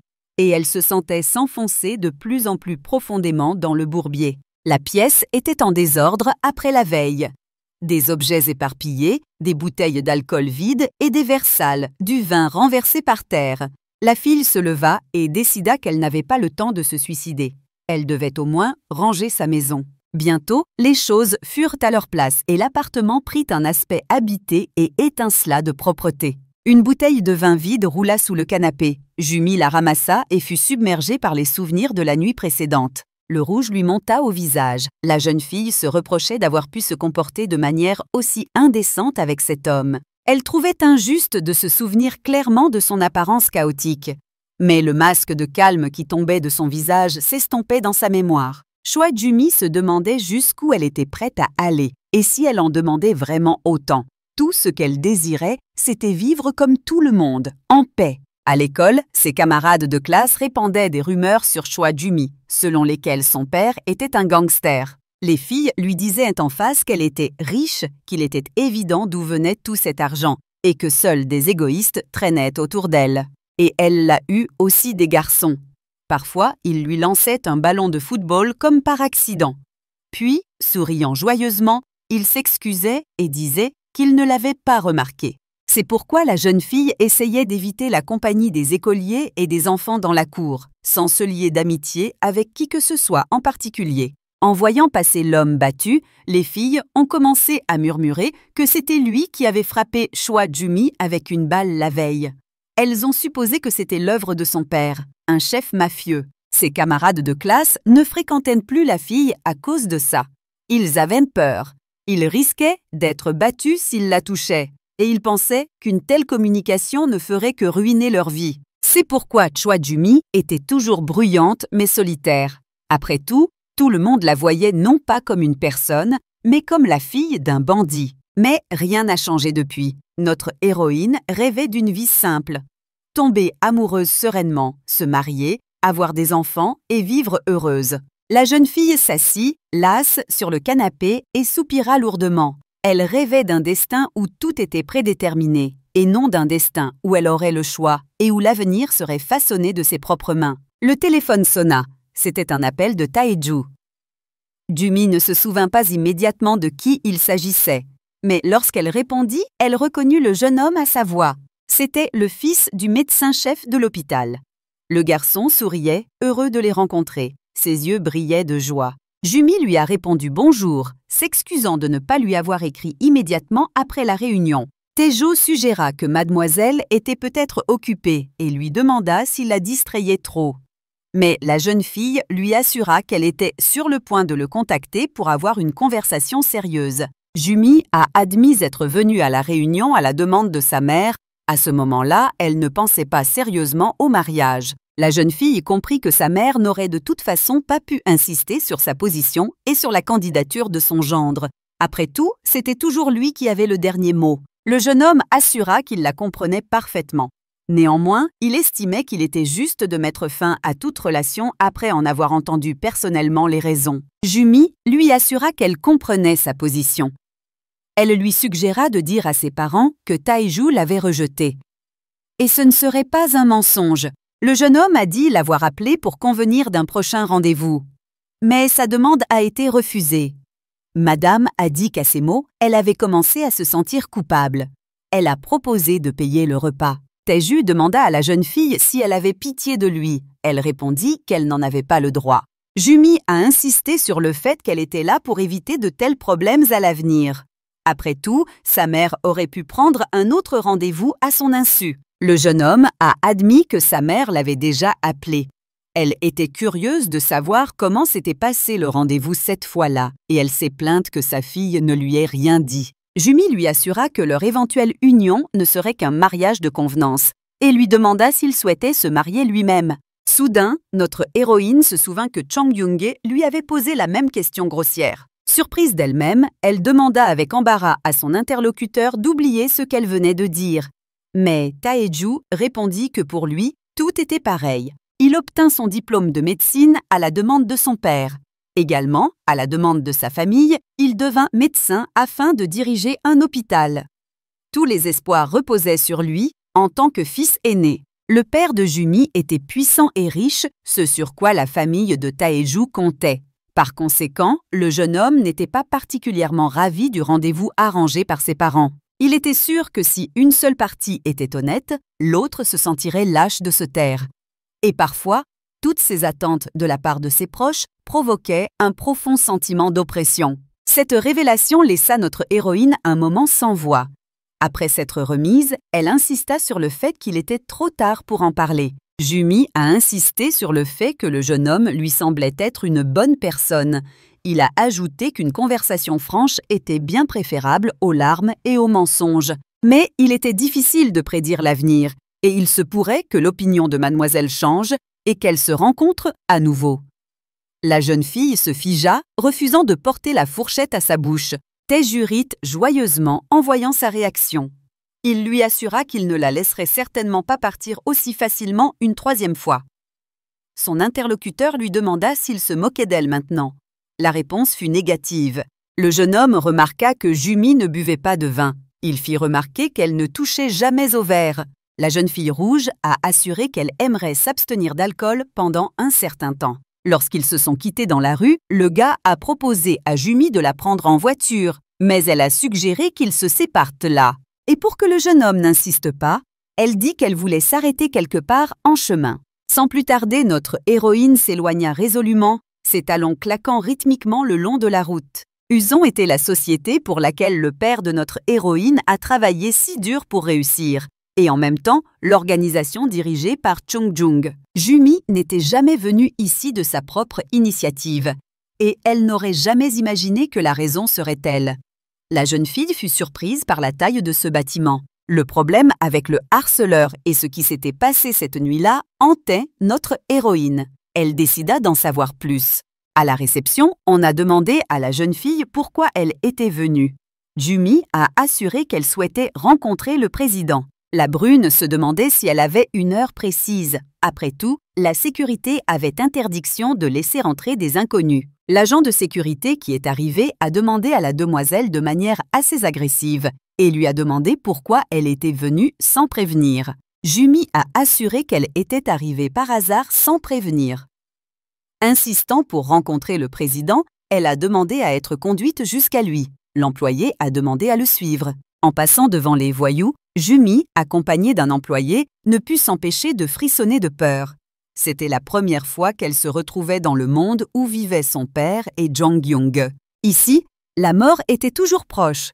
C'est pourquoi, pour la jeune fille, Un tel avenir était si lointain. Elle tremblait involontairement de tout son corps. L'accompagnatrice, constatant l'état de la dame, lui demanda si tout allait bien. Inquiète de sa pâleur soudaine, Jumi demanda à ne pas parler de cette visite à son père. Elle a assuré qu'elle souhaitait simplement rencontrer Chong Jung. Le président a été informé que Madame Choi Jumi était venue le voir. La jeune fille se tenait, hésitante, sur le seuil. Le gangster était assis dans son bureau, à une table avec des documents professionnels. Il n'a même pas tourné la tête vers la femme qui entrait, continuant à vaquer à ses occupations. Notre héroïne, qui n'avait attendu ni salut ni invitation pour entrer, prit l'initiative. Elle s'approcha résolument du bureau de Chon Young-hae et lui demanda si celui qui la poursuivait avait été tué. La brune lança un regard noir à Jumi sous ses sourcils froncés. Elle lui demanda si elle était vraiment venue ici pour se disputer. Il lui demanda de continuer. La jeune fille assura que le président avait raison. Elle s'attendait à une telle chose, mais à ce moment-là, effrayée, elle lui demanda de l'aide. Mais malgré tout, elle ne voulait pas que quelqu'un meure à cause d'elle, même si c'était de l'hypocrisie. Et changeant brusquement de sujet, notre héroïne décida de demander au président s'il s'était protégé ce soir-là. Il se contenta d'un sourire muet en guise de réponse. La jeune fille insista pour obtenir une réponse claire. Mais, n'ayant obtenu qu'un sourire malicieux, Jumi frissonna involontairement. Notre héroïne a déclaré qu'après avoir vérifié la poubelle, elle n'y avait trouvé aucune trace de contraception barrière. Après tout, il devait y en avoir au moins 5 ou 6. Mais même si cette intimité était soudaine, il fallait être plus prudent. Young affirma alors qu'il avait agi à sa seule demande à plusieurs reprises. Jumi demanda à nouveau la quantité. Le gangster alluma une cigarette avec son briquet. Il répondit que sa partenaire aurait dû tout deviner ce matin si elle avait été un tant soit peu observatrice. La fille rougit. Et Young, voyant son embarras, commença à lui raconter les détails et les caresses avec sa langue. Notre héroïne s'est dit qu'elle devait se calmer, et elle a assuré à son partenaire qu'elle prenait la pilule. Elle a demandé au président Young de considérer tout ce qui s'était passé la nuit dernière comme une aventure d'un soir. Ce n'était que du sexe, sans aucun sens. Après tout, tous deux étaient ivres et complètement fous. Jumi lui suggéra de ne pas attacher d'importance à de telles choses. Elle pensait qu'il était un homme intelligent et qu'il aurait dû comprendre ses intentions. Le gangster doutait de sa sincérité. Après tout, c'était étrange que la jeune fille nie si obstinément ce qui s'était passé. Il siffla d'une voix monotone en éteignant sa cigarette. Jung, lui, a demandé si elle avait imaginé un autre homme pendant leur intimité. Notre héroïne fut surprise. En vérité, elle avait d'abord comparé son partenaire à Jong Hyun Sunbae. Mais elle ne l'imagina qu'un instant, et elle n'avait jamais fantasmé sur un autre partenaire lors de ses relations intimes avec un homme. Et il semblait impossible que Young le sache.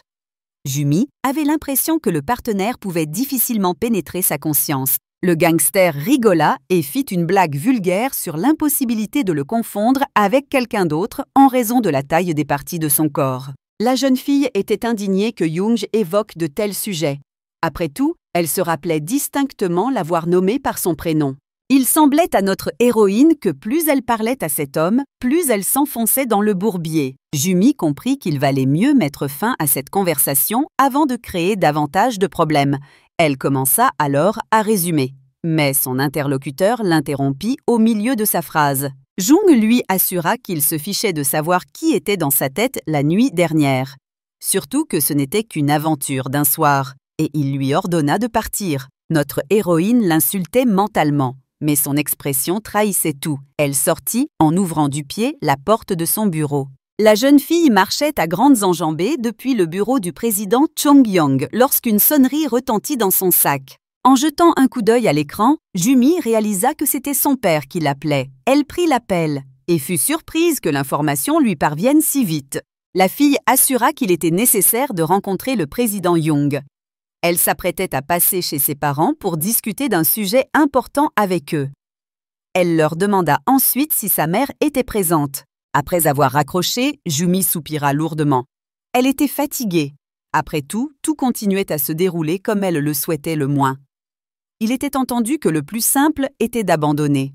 Après tout, rien ne pouvait changer. C'est pourquoi elle a quitté le rendez-vous sans réfléchir. Après tout, quoi qu'il arrive, tout finira par se passer exactement comme les parents le souhaitent.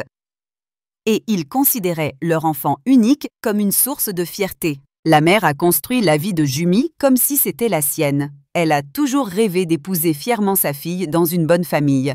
Mais sa propre volonté n'avait aucun sens dans l'image de l'avenir que voyait sa mère. Un agent de sécurité de l'entreprise a proposé de raccompagner Madame Choi chez elle. À tout autre moment, elle aurait refusé. Mais aujourd'hui, elle était si fatiguée qu'elle a accepté après un bref remerciement. L'ascenseur arriva. Une voix automatique annonça « Les portes s'ouvrent ». L'homme dit qu'elle était en retard. Jumi reconnut la voix et jeta un coup d'œil sur le côté. Le président Young se tenait à côté d'elle, attendant lui aussi l'ascenseur. La jeune fille ne s'attendait pas à cela et fut surprise. Et lorsque la cabine s'ouvrit, la brune fut la première à entrer. Et après lui, ses nombreux gardes de voyous. Jumi s'est dit qu'elle devait se calmer et se contrôler, sinon elle perdrait. La brune, la dernière à entrer dans la cabine d'ascenseur, raconta que grâce à quelqu'un, elle avait maintenant des choses à faire. Et elle fut forcée d'aller là où elle ne voulait absolument pas aller. Jung demanda en riant si la jeune fille était toujours aussi audacieuse. Elle répondit que ce cas était exceptionnel. Jumi dit qu'aujourd'hui le président n'était pas obligé de la prendre, puisqu'il y avait déjà quelqu'un pour le faire. Une voix automatique annonça « Les portes s'ouvrent !» Zi, la fille, demanda la permission de partir en premier. Marchant à grandes enjambées dans le hall, notre héroïne souhaitait silencieusement ne plus jamais revoir cet homme de sa vie. Sa rencontre avec lui n'apporta que chaos.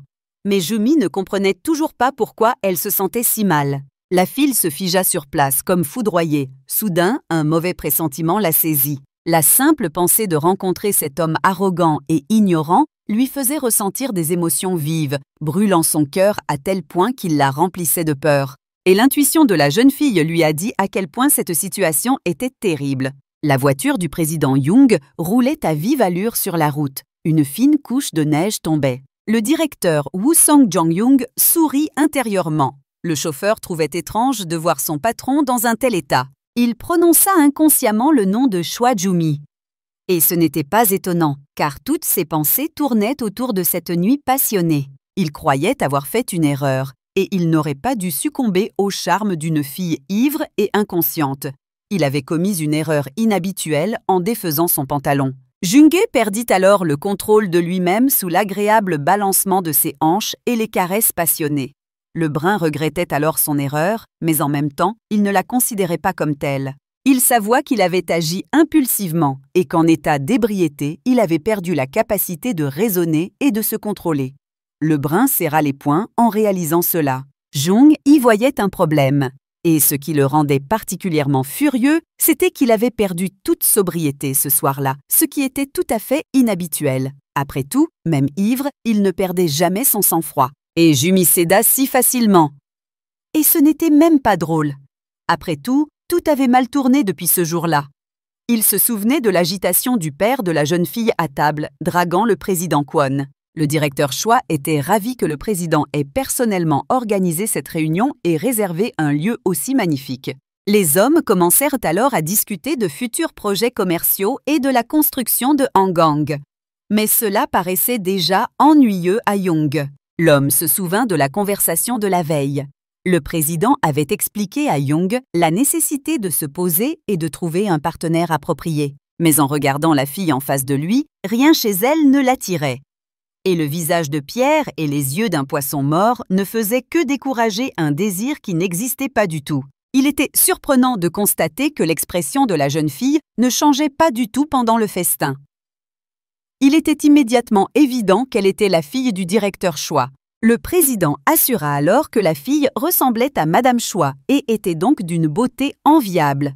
Il pensa que ce serait une bonne idée qu'elle se lie d'amitié avec sa femme. Jumi a dit qu'elle avait un mauvais caractère. C'est pourquoi elle doutait de pouvoir s'entendre avec elle. Son interlocuteur a dit qu'elle était si calme et si belle, et lui a demandé ce qui pouvait bien lui arriver de mal.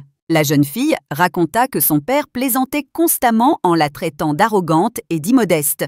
Le président rit et répondit qu'il avait remarqué la difficulté de son interlocutrice. Son père se mit en colère. Mais l'organisateur de la réunion a demandé à son collègue de partir. Il estimait que les jeunes devraient pouvoir montrer leurs griffes. Jung ne comprenait pas s'il s'agissait d'intrépidité ou d'indifférence.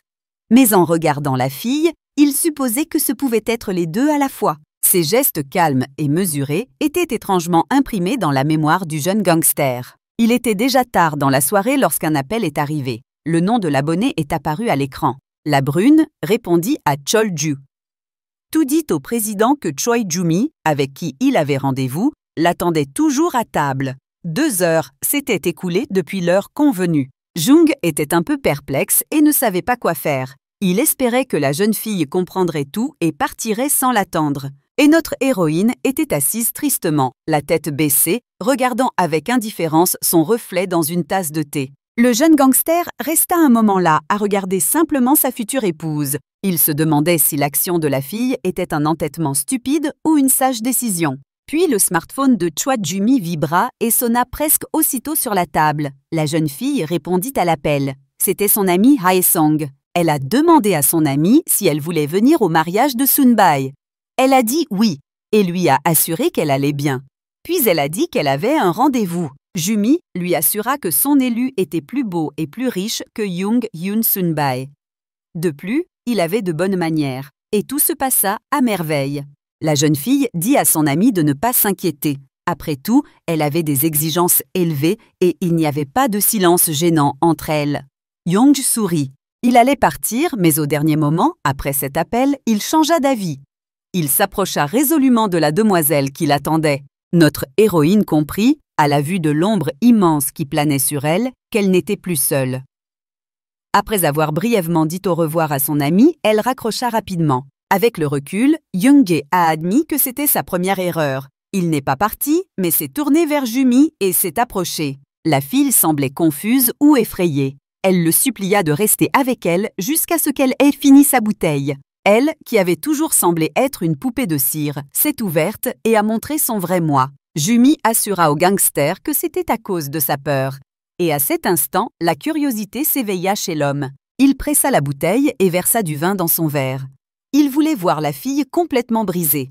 Il voulait déchirer la coquille artificielle et déposer ses entrailles à ses pieds. Plus précisément, Chon Young-jae ne s'attendait pas du tout à avoir des relations sexuelles avec une fille. Et ce fut une grave erreur. Mais à ce moment-là, il ne parvenait plus à contrôler son attirance. Une autre erreur, qui n'était pas une erreur. Celle qui l'avait poussé à ouvrir sa braguette. On ne comprenait pas pourquoi Ju-mi était si ivre. Elle buvait verre après verre, comme si elle allait mourir si elle ne buvait pas. Le jeune gangster essayait de comprendre ce que la belle essayait si désespérément d'oublier. Il se souvint alors de cette conversation téléphonique entre la jeune fille et son amie, qui ne correspondait pas tout à fait à la réalité et ressemblait davantage à de la vantardise ou à un écran. Quand Ju-mi le caressa, l'homme fut désorienté. Il ne savait pas quoi faire, car il n'était pas son Jung Hyun Sun-bae. Jung s'est soudain demandé quel genre d'homme il était, capable de rendre folle une femme fermée et froide. Il se demandait s'il n'était pas devenu fou. Le gangster se souvenait des yeux de la demoiselle remplis de larmes lorsqu'il lui avait dit que tout s'était déroulé selon ses souhaits et à plusieurs reprises. L'assistant a sorti Jung de ses pensées et lui a demandé si tout allait bien pour lui. Et Nim se tourna vers la fenêtre et répondit que non. Il demanda avec irritation de ne pas lui poser de questions stupides et de ne pas jeter de l'huile sur le feu. À cet instant, l'homme se sentit gêné d'être le seul à se souvenir de tous les détails de ce qui s'était passé cette nuit-là. La voiture filait à toute vitesse, son moteur ronronnant, ciel étoilé. La lumière brillait doucement à toutes les fenêtres. Le soir, la porte s'ouvrit et, du seuil, la jeune fille annonça son arrivée à ses parents. La femme lui reprocha de ne pas rendre visite à sa fille aussi souvent. Et même en matière d'affaires, tout le monde faisait quelque chose. Et pourtant, même dans un petit café, il était presque impossible de rencontrer Ju-mi. La jeune fille a demandé à ne pas reprendre les anciennes habitudes. La mère a déclaré qu'élever des enfants était tout simplement insupportable pour cette raison. Elle a assuré que son père et elle lui souhaitaient le meilleur, ainsi qu'au fils du directeur de l'hôpital, Hanson. La fille exigea qu'on ne la force pas. La femme soupçonnait qu'elle s'était récemment disputée et qu'elle reportait sa colère sur sa famille. La regardant d'un air scrutateur, elle demanda si Ju-mi se faisait masser. Le père venait de descendre l'escalier. On aurait dit qu'il venait de prendre une douche. Il demanda si le ciel lui tomberait sur la tête si sa fille rentrait un jour. L'homme lui reprochait d'avoir abandonné sa seule famille. Elle quitta la maison pour tenir un restaurant. Jumi répondit qu'il ne s'agissait pas d'un restaurant ni d'un café perdu au milieu de nulle part, mais de son café. Changeant brusquement de sujet, son père lui demanda sèchement pourquoi elle était venue dans l'entreprise aujourd'hui. La jeune fille répondit qu'elle était sortie avec un homme que son père lui avait demandé en mariage, et il n'y avait rien d'étrange à vouloir revoir cet homme et lui parler à nouveau. L'homme trouva étrange qu'elle décide d'agir ainsi maintenant, alors qu'il n'y avait eu aucun signe de communication entre eux auparavant. Il admit qu'il soupçonnait qu'elle n'aimait pas son partenaire. Jumi pensait que son père était très observateur et qu'il était difficile de le tromper. Elle demanda depuis quand son aversion pour une personne pouvait suffire à mettre fin à une relation. La fille a déclaré qu'elle était venue aujourd'hui spécialement pour dire quelque chose à ses parents. Elle a affirmé qu'elle ne rencontrerait ni le fils du directeur de l'hôpital ni le président Husson. La jeune fille a déclaré qu'elle avait désormais son propre commerce, un café, et même sous la pression, elle n'a pas cédé. Ce travail lui rapportait suffisamment d'argent. Elle a donc demandé que son choix soit respecté. L'homme tenait un verre d'alcool avec des glaçons. Il riait en entendant le discours de sa fille. Et puis il a explosé de rage, lui demandant combien de temps elle allait jouer les serveuses. Après tout, on avait simplement demandé à Jumi de faire un beau mariage et d'oublier l'argent pour le restant de ses jours. Sa femme commença à le calmer, et elle lui assura d'un ton conciliant que sa fille comprenait tout, et qu'il n'y avait pas lieu de crier ainsi. Elle espérait que sa fille réfléchirait et tirerait les bonnes conclusions. Père disait que Chon Young-ge était, selon lui, une personne sans cœur et calculatrice, et qu'il ne traiterait pas n'importe qui avec autant de politesse. Après tout, ces personnes ne renoncent pas à la tendresse. Jumi savait que c'était le genre de personne que son père appréciait. Il n'avait pas une once d'humanité. Il travaillait dur et gagnait encore plus. Le chef de famille a annoncé que l'hôtel serait inauguré dès le retour de Jang de son voyage d'affaires. Elle a également annoncé la présence de Jumi. La jeune fille se leva et se prépara à rentrer chez elle. Elle dit qu'elle ne viendrait pas de sitôt. Elle refusa également d'aller aux réunions pour des raisons de mariage. Et elle se dit qu'il aurait mieux valu avorter puisqu'il voulait un fils. Et déjà, se dirigeant vers la sortie, sans se retourner, elle déclara qu'elle en avait fini avec le fils du directeur de l'hôpital. La mère hurla de frustration. Mais la fille ouvrait déjà la porte d'entrée en grinçant. Déjà dans la rue, notre héroïne pensait que les paroles de ses parents étaient tout à fait vraies. Et tout ce qu'elle avait lui avait été donné par son père. Et même cet homme, qui s'était porté volontaire pour être son chauffeur aujourd'hui, était le subordonné de son père. Il invita la dame à monter dans la voiture et lui ouvrit la portière. Jumi remercia le chauffeur. Elle pensait que puisqu'elle tenait tout de son père, elle devait obéir à sa volonté. Soudain, elle se sentit si pitoyable qu'elle eut peur de voler de ses propres ailes sans le soutien de ses parents. Notre héroïne dit au chauffeur de partir. Il exauça la volonté de la dame. La jeune fille pensa tristement qu'elle ne pourrait pas retourner chez son père avant un certain temps, le temps d'apprendre à se tenir debout fièrement. Il neigeait ce soir-là. Des passants solitaires, ou plus rarement des couples, se dépêchaient de se réfugier chez eux. La salle du café était complètement vide. L'employé s'étonna qu'il n'y ait pas eu un seul client de la journée. Elle admit que c'était parce que c'était un jour ouvrable. Jumi a admis que c'était possible. Puis il lui a proposé de prendre un café et de rentrer chez lui. Inko, le jeune homme qui travaillait en 3e position, l'a soutenu. Il a demandé quoi faire pour qui. Le directeur a demandé de lui préparer une boisson au citron avec des glaçons. Notre héroïne soupira lourdement. Elle pensait que Jang Young-ge était en voyage d'affaires, et c'était peut-être pour ça que c'était si calme ces derniers temps. Mais la cloche sonna, annonçant l'arrivée des clients tardifs. La dame entra en claquant des talons. Jumi salua le client qui s'approcha de la caisse avec la manière habituelle. La dame retira ses lunettes noires et regarda le gérant du café d'un air appréciateur. Notre héroïne demanda gentiment ce que la cliente souhaitait commander. La brune détourna la tête pour regarder l'intérieur de l'établissement. Puis elle jeta un coup d'œil à Jumi. La fille se sentit gênée sous son regard. La dame commanda un expresso. Sa commande fut acceptée. Et notre héroïne se mit au travail. Elle avait l'impression que le client la harcelait du regard. et la brune, attendant sa commande, était assise dans un coin de la pièce, impatiente. Pour une habituée de ce café, elle était habillée avec luxe. Après avoir attendu son café, l'invité le sirota lentement, gorgée après gorgée. Mais elle ne quittait pas Jumi des yeux. Notre héroïne s'en est aperçue et s'est méfiée. Inko a demandé à la réalisatrice si elle connaissait cette dame. Elle a nié. La serveuse s'est approchée et a demandé à la cliente si elle voulait autre chose. Elle a refusé. Jumi trouvait étrange de voir un tel type dans son établissement. Il lui suffisait d'un coup d'œil pour voir un sac de marque coûteux, des chaussures. La cliente solitaire du café n'avait pas l'air de quelqu'un qui irait jusqu'en périphérie pour prendre un café. Ses pensées furent interrompues par Ino, qui, à en juger par le bruit, avait cassé quelque chose. Le directeur a demandé avec inquiétude si son employé était sain et sauf. Il s'est excusé pour son erreur et a remonté le moral. Jumi remarqua que le jeune homme s'était coupé. Elle lui demanda non pas de s'excuser, mais de soigner sa blessure. Pendant ce temps, la serveuse s'approcha de l'unique client, lui demanda pardon et lui annonça que le café fermerait bientôt. La dame se leva, repoussa sa chaise et la remercia pour le café. L'employé a dit au revoir à la cliente. Elle est partie peu après, annoncée par la sonnette à la porte. La serveuse a demandé au client s'il comptait acheter une franchise. Elle a remarqué l'assurance avec laquelle elle est entrée, comme si elle allait acheter l'immeuble sur le champ.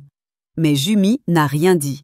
La jeune fille proposa au réalisateur de dîner et de boire un verre aujourd'hui.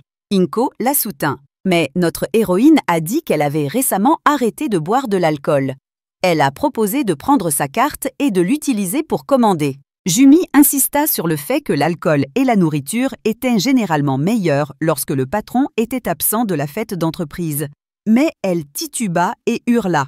Ses collègues se précipitèrent au secours du directeur. La serveuse, Ju, a suggéré qu'elle souffrait d'anémie. Mais le directeur lui a assuré qu'elle allait bien et qu'elle était simplement prise de vertige.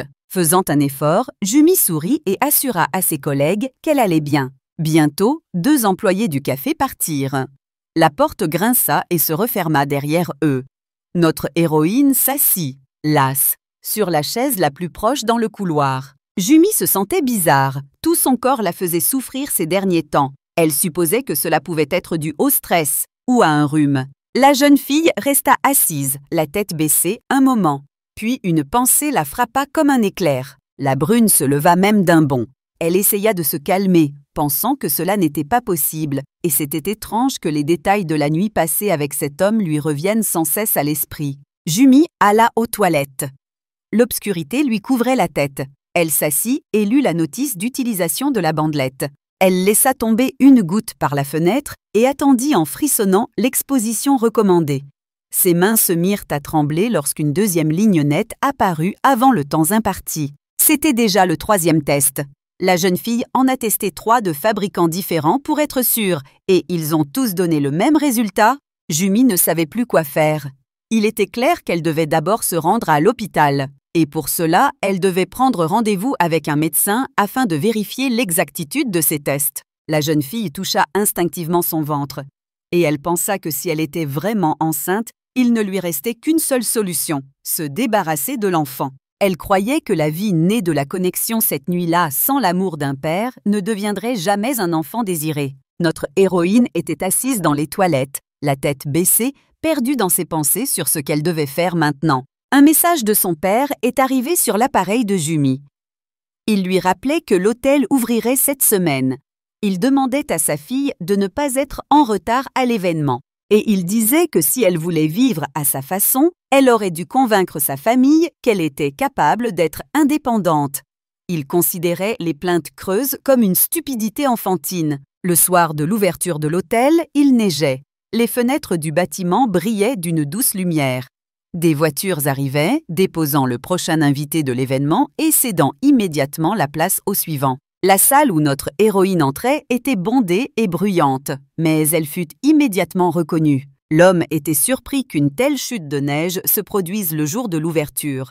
Il lui assura qu'il attendait qu'elle lui transmette les paroles du directeur général. Il remarqua la pâleur de mademoiselle Choi et l'interrogea sur sa santé.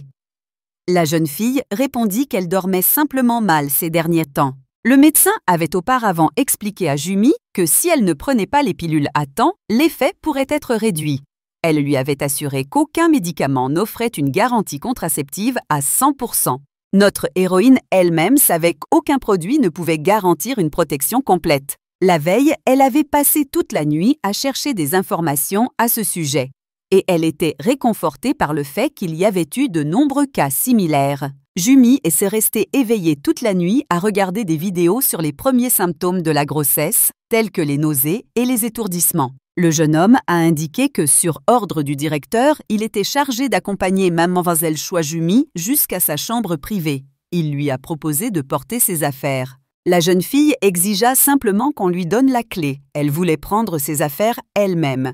L'employé de l'hôtel fut surpris qu'elle n'ait pas prévu d'être présente à l'inauguration. Jumi assura qu'elle n'était pas pressée. Après tout, personne ne l'attendait là-bas. Et elle estimait qu'elle n'avait pas besoin d'être traitée avec condescendance. Elle recommanda à l'homme de reprendre ses fonctions. Et dans le hall, les derniers préparatifs étaient en cours. Le personnel s'activait, s'efforçant de perfectionner le résultat dans les dernières minutes. La jeune fille regarda ses pieds. Elle-même ne comprenait pas pourquoi, aujourd'hui, au lieu de ses talons habituels, elle avait choisi de porter des ballerines. Le personnel faisait du bruit et du brouhaha. Ils semblaient tous occupés. Jumi décida donc de rejoindre sa chambre pour se reposer un instant. Mais une grande brune en tailleur noir s'approcha d'elle. Levant la tête, la jeune fille reconnut Chon Young-hae. La jeune fille salua timidement le président. Elle lui dit qu'elle avait entendu parler de son voyage au Japon et qu'elle supposait que l'affaire avait été conclue avec succès. Jumi se souvenait de leur conversation au bureau. Elle était venue chercher une réponse. Et elle avait entendu ce qu'elle voulait. La situation avait changé, mais l'idée même de lui demander de prendre ses responsabilités était odieuse. Après tout, si Chon Young-hae la prend, il vous dira probablement de vous débarrasser de l'enfant et peut-être même de vous emmener à la clinique. Il suffisait de le regarder pour prédire sa réaction. La jeune fille l'a salué à la cérémonie d'ouverture, puis elle s'est détournée, prête à partir. Mais il l'a appelée par son nom. Touchant l'épaule de Chon Jong et se penchant vers elle, il suggéra que l'ascenseur était de l'autre côté. Déjà dans le taxi, le jeune gangster a remarqué que Choi Jumi portait des chaussures à talons bas. La jeune fille, mal à l'aise, se prit la tête et tituba. Elle pensa qu'elle avait peut-être eu des vertiges ces derniers temps à cause du manque de sommeil. Mais elle ne put se contrôler et tomba. Heureusement, Chon Young-hae réussit à la rattraper. Il la saisit par les épaules et lui demanda si elle était bien rentrée et si elle avait mangé suffisamment et à temps. Cette étreinte serrée lui rappela les souvenirs de cette nuit-là. L'homme était toujours le même. Ce chaos n'avait fait que la changer. La jeune fille supposait qu'il mangeait bien, et elle lui rappela comment il éteignait ses cigarettes dans un homard plutôt que dans un cendrier. Elle regarda Young droit dans les yeux, l'air provocateur. Jumi assura qu'elle avait bien mangé. Il n'y avait donc pas lieu de s'inquiéter pour elle. Elle s'excusa de son irritabilité et demanda de la compréhension. Le gangster lui suggéra d'arrêter son impolitesse si elle voulait être comprise. Il lui demanda où était passé l'homme qui lui était assigné et lui demanda qu'elle errait désormais seule. La jeune fille répondit que ce n'était pas loin. Young remarqua que malgré cela, elle était perdue et ne pouvait pas partir sans escorte. Notre héroïne fut surprise par son inquiétude. Après tout, il n'avait pas l'habitude de s'inquiéter pour qui que ce soit. La brune lui répondit que sa chambre était la numéro 803. La jeune fille saisit la poignée et ouvrit la porte en grinçant.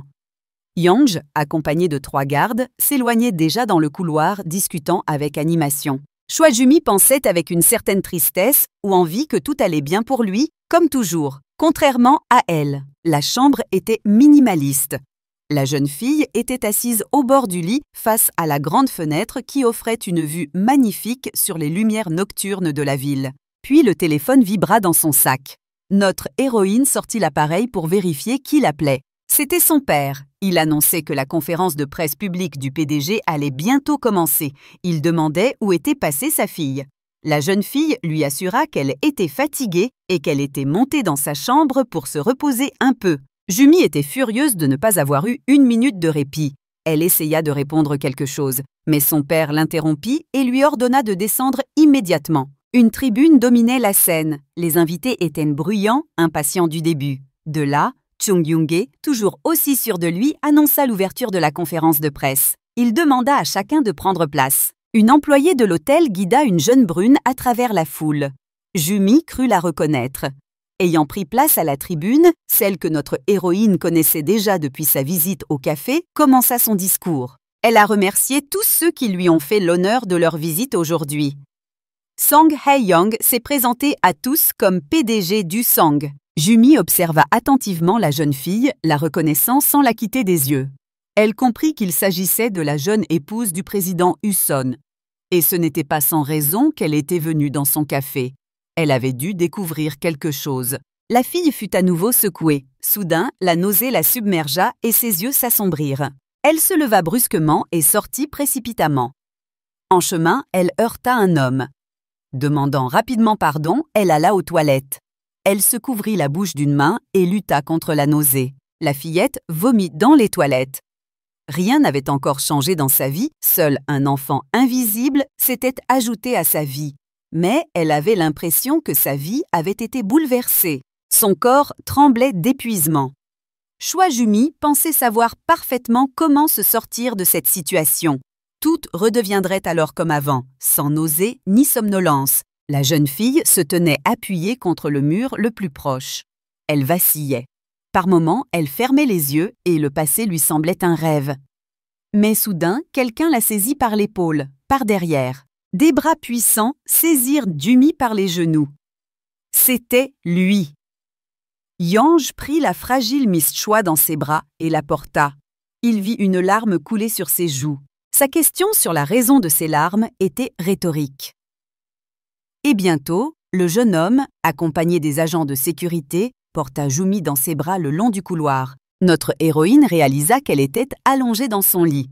Elle se leva brusquement et ne comprit pas où elle était. Ce n'était pas du tout son numéro. La jeune fille se souvenait d'être allée aux toilettes et avait cru s'être évanouie. Mais avant cela, elle avait eu l'impression que quelqu'un l'avait soulevée. La sonnette retentit. Jumi s'empressa d'ouvrir. Elle fut surprise de voir Sang Hae-en debout à la porte. La brune fronça les sourcils. Elle demandait où était passé le propriétaire du numéro et ce que la fille faisait là. Jumi lui frotta la nuque, raidie par le sommeil, et dit qu'elle était un peu malade. Jang Jung-ge l'aida. Elle demanda alors au PDG ce qui l'amenait ici. Song Hae-en répondit avec indignation qu'elle n'avait aucune intention de révéler la raison de sa visite à quelqu'un qui ne la concernait pas. La brune assura alors qu'elle était seule dans la pièce pour le moment. Jumi dit qu'elle ignorait ce qui amenait la jeune fille ici, mais que Young n'était pas dans la pièce. Elle devrait donc venir plus tard. Et, se retournant, elle commença à ouvrir la porte de la chambre. Song Hae-en demanda à répéter, mais notre héroïne abandonna le dialogue et, après avoir fermé la porte de l'intérieur, s'adossa contre eux. Elle ne comprenait pas ce qui arrivait à cette femme. C'était comme si son homme lui avait été enlevé. Et elle ne comprenait pas pourquoi cette femme mariée s'intéressait tant à Chung Jung. Jumi se réprimanda en se disant qu'elle n'aurait pas dû s'en soucier. Et la relation de Young avec sa belle-mère ne la regardait pas. Elle n'avait aucune raison d'être curieuse, ni même de rester dans la pièce en l'absence de son propriétaire. La jeune fille se dirigea d'un pas lourd vers la porte. Le verrou claqua et elle sortit. Mais elle croisa Chon Young-ge sur le seuil. Elle le remercia brièvement mais sincèrement pour son aide et s'apprêtait à partir. Le jeune gangster l'appela. La fille se figea et se retourna. Jung lui demanda si elle avait oublié quelque chose, puis il lui tendit la carte-clé de la chambre. Elle ne comprenait pas comment elle avait pu tomber. Et la remerciant, elle voulut le lui prendre des mains. Mais il fit un mouvement brusque devant elle, empêchant Jumi de toucher l'objet. Il a demandé ce que la fille avait fait pour qu'elle regarde constamment le sol et évite de croiser son regard. Jung insista sur le fait que tout était écrit sur son visage. Son interlocuteur lui demanda s'il avait déjà dîné. Après avoir regretté de ne pas lui avoir laissé le temps de se reposer, elle s'apprêtait à partir. Mais la brune ne les laissa pas changer de sujet. Jumi se demandait s'il serait capable de résoudre le problème s'il le connaissait. La jeune fille a assuré qu'elle avait un rhume et rien d'autre. Elle a souligné qu'il avait constaté son état d'hyperthermie. Jung lui demanda quels médicaments elle avait pris. Madame Choi lui assura que ce n'était que des pilules contre la fièvre, mais il ne crut pas à sa plaisanterie. Profitant du moment opportun, notre héroïne lui arracha des mains la carte-clé de la chambre et s'éloigna.